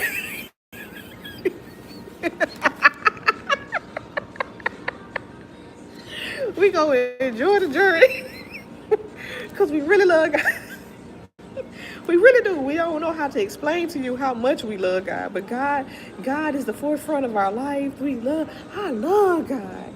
You don't love God? I promise there's something wrong with you. It ain't me, because I love God. And God gives me joy. And those who know their God, that's my friend, because their God is my God and my God is their God. Amen. Hallelujah. Oh, and that hidden charm, jewel, and talent, it'll be revealed one day. One day, we don't know when, but just keep God first. That's what I got. And I ain't even read the devotional. That's just the title. Oh.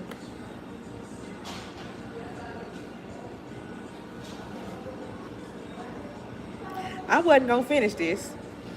But God said, you got to finish it. You got to finish it. And God said it's going to make this one so much better.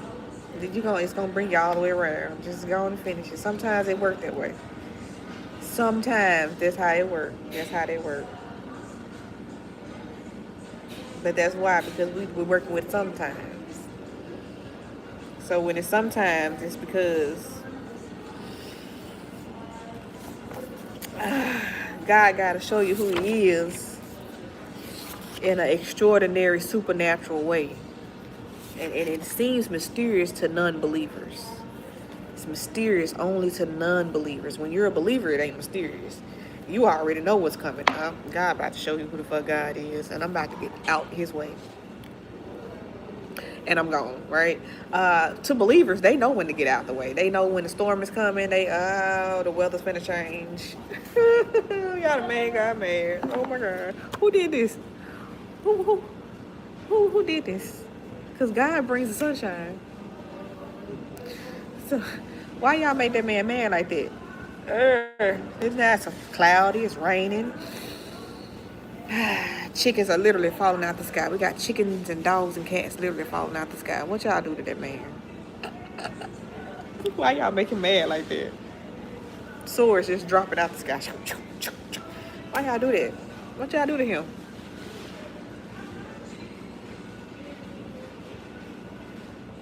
Y'all, I kid you not. I knew it was finna get real bad. I knew it was real bad. I knew it was real bad.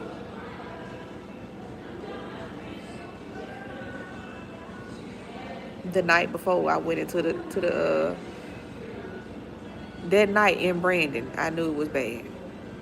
That night in Brandon, I knew it was bad. The day hadn't even came. It was supposed to be storming. It had just finished raining. I was heading to Planet Fitness from Walmart. It had just finished raining. Just a little bit. And I'm walking. And I see, it's as if I'm in a bubble. And I heard God say, this is the eye of the storm. This is the calm. If I'm in the eye of a storm, then that means it's houses being torn down all around me. When you're in the eye of the storm, you are in the calmest section of the storm, like a hurricane, tornado, or whatever. When you're in the eye of the storm, the eye of it, the storm is happening around you. Nothing's happening right here. There's no wind blowing. Nothing is happening in the eye of the storm. In the eye of the storm, nothing's happening.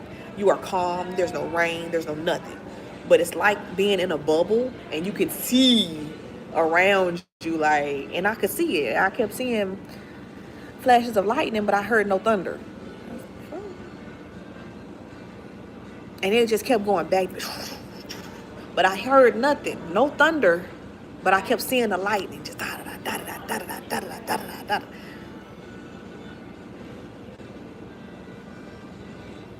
Fuck y'all done did around here.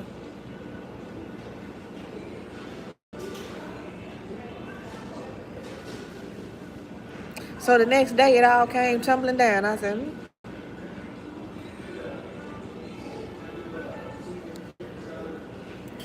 child. The believers know when God is angry. The believers know when the wrath has been activated, and they get the fuck on down. The non-believers be like, oh, it's so mysterious. Oh, what's going on? Oh, what? Huh? Is it God? Who could it be? And then the believers start to move in silence because, baby, we're not going to keep telling you. We've been telling you every Sunday up until this point, we were telling you what was going on. Bible studies, we told you what was going on. We tell you online. We tell you in person. We done gave you 3 different services just to tell you about God and his wrath. Then you start to experience God and his wrath, and you swear up and down it's the devil. And if it's God, then he's working in mysterious ways. Man, shit's mysterious.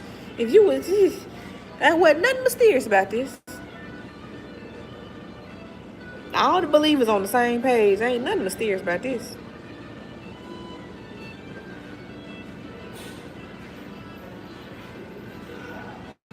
If you think it's mysterious, then baby, you need to read your Bible some more.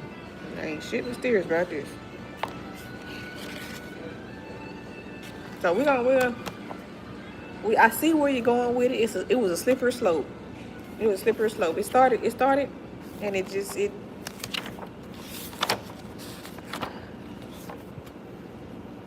a relay race. And we still gonna give it to the anchor. The anchor had to bring it around. The anchor had to bring it around. Good job, anchor. We understand there's a lot of hands in this. So that means that the anchor can be 2 to 3 people. It can be 2 to 3 different people. The anchor can be, as far as this is concerned, because so many hands in it, the anchor can be 2 to 3 people. God said it's one person. This is one person. This is about 10 people right here.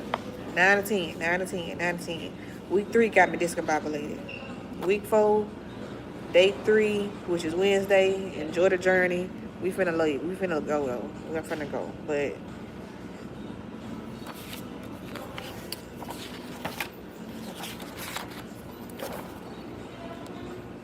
this ain't you.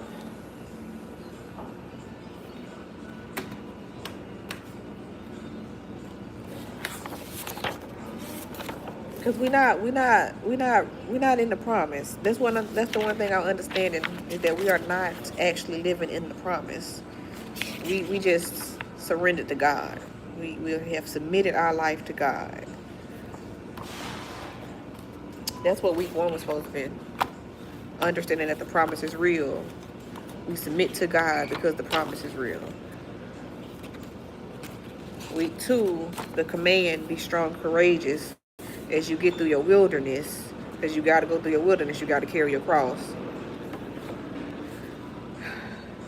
The enemy ain't going to let up off you. All right, the enemy not going to let up off you. As a matter of fact, the enemy is going to come for you stronger because they don't want you. The enemy is strong and courageous too. The enemy does not want you with the promise. So be strong and courageous because the enemy is on your ass. The fight for the promise. You're not fighting for the promise. All right. I want to say you're fighting for the belief that the promise is real. Or that you would get the promise. I don't feel you fighting. What are we fighting for?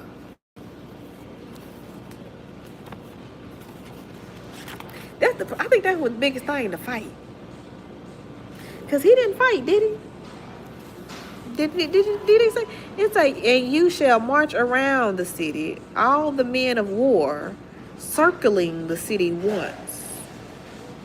You shall do so for 6 days. They didn't fight. They just, they were just walking.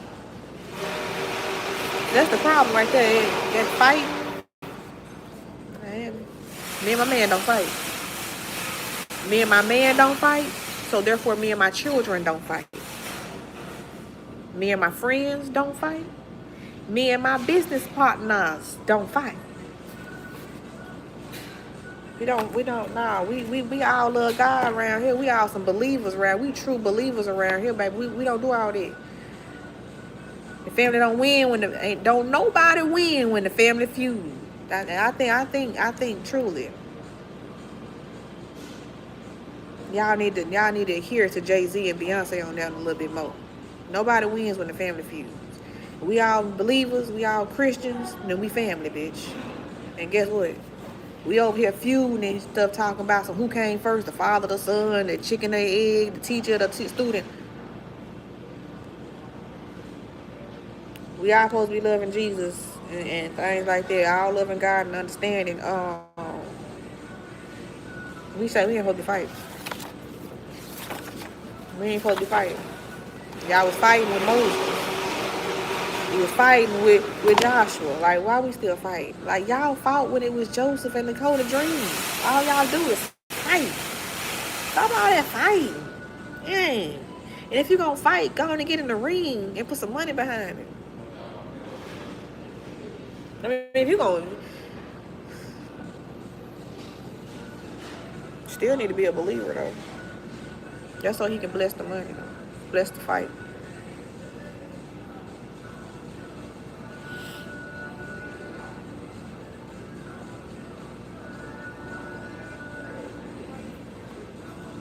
I'm finna go learn how to play some pool, y'all. Thank you so much. I'm finna go learn how to play some pool, baby. I really want to learn how to play this pool. Because I love how Miss Ma'am, Miss Lady, the pretty lady. I never got her name.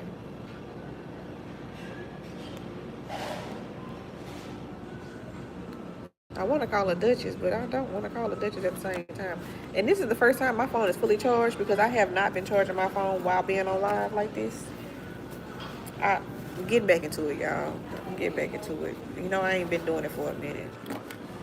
So I got to remember to put the phone on charge while I need a stand. I'm using my body wash right now to hold the phone up. I gotta pee something serious. So yeah, no. We gonna get back into that. I can't wait till I believe in miracles. I'm gonna have to have this other phone charged so I can have me some. I gotta be my own DJ in the church apparently. I didn't think I needed that until I wanted to play that song, He Brought the Sunshine. Cause she was scatting. I'm really proud of the anchor. That at least let me know that y'all do love God. You definitely love God. You just need to read your Bible. That's all. You need to read your Bible somewhere. Need more Bible study. I like it. I think this is a great thing to do. This is really great for the church, though. Let me say that too. This is really good for the church. This is so good for the church. Like, for real, for real. Like, it don't matter who actually wrote it, but I can tell you now, just because it's coming from Word of Life does not mean it's the people that you see on the pulpit writing. It could be a lot of people in the background writing this. It could be a lot of people in the background. It could be a lot of people in the background writing this. Like, this could be the cameraman that wrote this. You see what I'm saying? Like, it could be the lady that's fixing your muffin this morning or Sunday morning or whatever. Like, it could be the Sunday school teacher. It could be the person standing outside holding the sign saying welcome to church. Like, just because it comes from Word of Life does not mean that the pastors wrote this. It don't mean that the associate pastors wrote this. It don't mean that the choir wrote it. It don't mean that anybody on the stage, on the pulpit wrote this. It could be somebody, it could be a regular church member and sitting in the church. Like, I just decided to come up with this and wrote this. So anybody, any member of the church could have wrote this. Anybody on the serve team could have wrote this. And I don't want somebody saying that I'm ragging on Pastor Joe, Pastor Danny, Pastor Chase, Pastor anybody, or anything like that. I am not. I am reading a book because I'm an avid reader and I like to read. All right, nobody asked me to pick this book up. Nobody told me to do this with y'all. I mean, God, but not really. Like, I chose to do this on my own time, to go through this because I do love God. I like having Bible study. I like reading. I've already said going into this is like reading the Bible. This is somebody's personal story. I'm invested in this. However,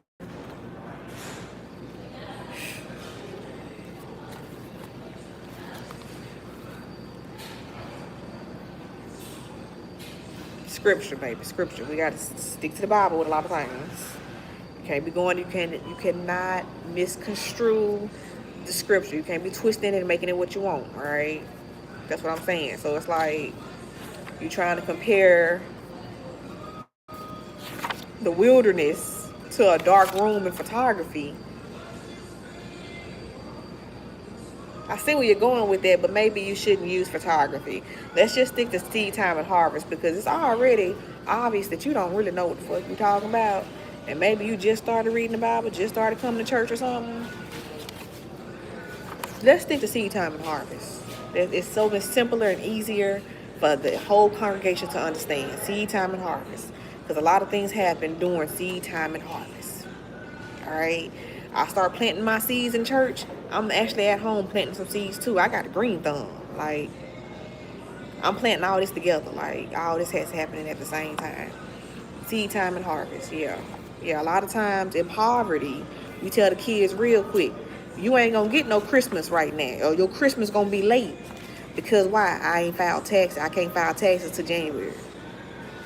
My W-2 don't come out. And you know, look, I'm waiting on some stuff. You gonna get your Christmas like February, March is when you get your Christmas. Okay, that's when you get your Christmas. You can't get your Christmas in December because the tax refunds don't come out in December.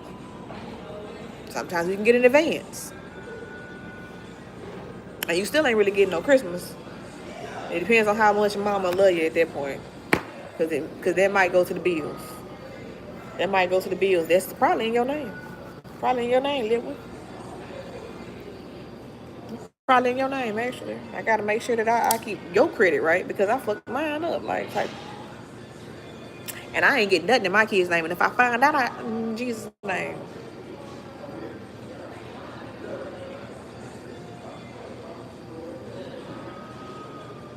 I haven't done anything in my daughter's name. Nothing in my daughter's name. The only thing my daughter has done in her name is call a radio station and be the 10th caller to win tickets to California Adventure Park. Disney is on this side. California Adventure Park is on this side. So we have not actually been to Disneyland or Disney World. And at the same time, the tickets are the same when you go in. So it don't really matter and it's still Disney. And coming from Mississippi, guess what? Shit felt like Disneyland. I seen the princess. I seen Mickey Mouse. I seen Donald Duck. I felt like I was at Disneyland, Disney World, Disney, some fucking body. I didn't care. I didn't care because guess what? It ain't here. It ain't in Mississippi. And I got to be there to go to it. So I was happy. Thank you. Thank you so much. Thank you so much.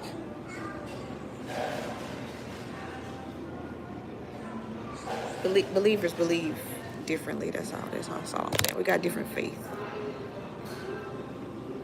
That's all I'm saying. We got different faith. And I just want y'all to know, anybody can read this Strong and Courageous. Anybody can read it. I just feel like we need to change the week 3.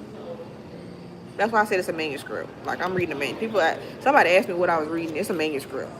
They're starting a series guide. They're starting a series guide for you to follow. And all I'm saying is week 3, we need to come back into week 3. Week 3 needs to be about the wilderness with Joshua and Caleb, like how that affected them to having, you got to the promised land and you was ready, but they wasn't ready. And then you gotta wait for 40 years because they gotta become strong and courageous. You was already strong and courageous. So what did that do for Joshua and Caleb? They were already strong and courageous from day 1. They was ready. But something happened. Something transformed in them too. The wilderness did something for them too. What did it do for Joshua and Caleb? Because baby, by the time they got to Jericho, anybody can get it. And I ain't gotta do too much. I ain't even gotta pull nothing out. I ain't gotta do nothing but walk. I'm a strut. I'm just gonna make this a catwalk, baby. That's it. I ain't gonna touch none of you hoes. Like, so how did we get there?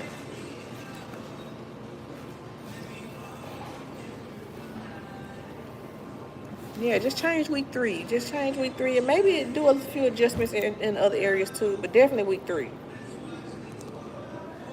Week 3 should be Joshua and Caleb and how they became the leaders, new management basically. Yeah. I'm just going through a manuscript. That's why I was really hurt when my red pen didn't want to work. It's just a manuscript. I can't wait to read I Believe in Miracles though. I can't wait to read that. But that's a manuscript too though. That's a manuscript too. Hello, Elijah. Hello, Elijah. How you feeling today? Them kids acting right today?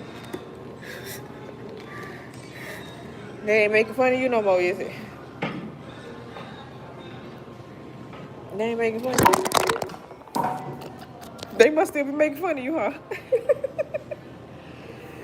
Oh, snap. Yo, I try to tell people that, though. Like, Elijah didn't do nothing to them kids. They was making fun of him, and then the bears came, and God sent the bears to eat the kids. Devoured the kids, killed the kids. So when I do my voice memos and my voice notes and I'm talking to God and I be ragging on people, I be sitting here like, God, I don't even know why they acting like this, because they really just a hoe, da da da da da da. And I know they did this and that to me. And da da da da da da da. Okay, first of all, I'm talking to God. So if I called you a nasty asshole and I was talking to God and you heard me say that, or I be praying for y'all. I just be praying honestly for y'all. Like, it's still praying. All I'm saying is, if you have hacked my account and heard me say that, if you have been walking up behind me and heard me say that, you cannot truly get mad because I called you a dirty asshole to God. He got to know who I'm talking about. And he got to know who I'm talking about. I just want him to know exactly who I'm talking about. Everybody ain't doing what you doing. I just make it very well known, like, Lord, get your child. That's praying for you right there. Get your child. Because I don't know what's going on in your life, truly. But if I'm over here talking to God like, that nasty asshole right there, God, one more time, you need to get that one. That's praying for you. I know. This is my personal private prayers, though. Now, when I was telling God, God bless them, God this and that, keep them covered, da da da da, y'all all attacked the fuck out of me. I thought, get your kid, get your kid. That's your child. Get your child. Get your child. The prayer changed, but the intention stayed the same. The prayer changed, but the intention stayed the same, right? I still want you blessed. I still want them covered on you. Just get your child, though. Get your child while you get your child. Get your child. Get your child. Because I'm Joshua, and anybody can get it about mine. So you need to get yours. See y'all at last call tonight. It's her night, y'all. It's her night. It's her night. I'll probably like see y'all later. Yeah, I'm gonna go live. Yeah, because y'all gotta see me play pool. Y'all really do. I've never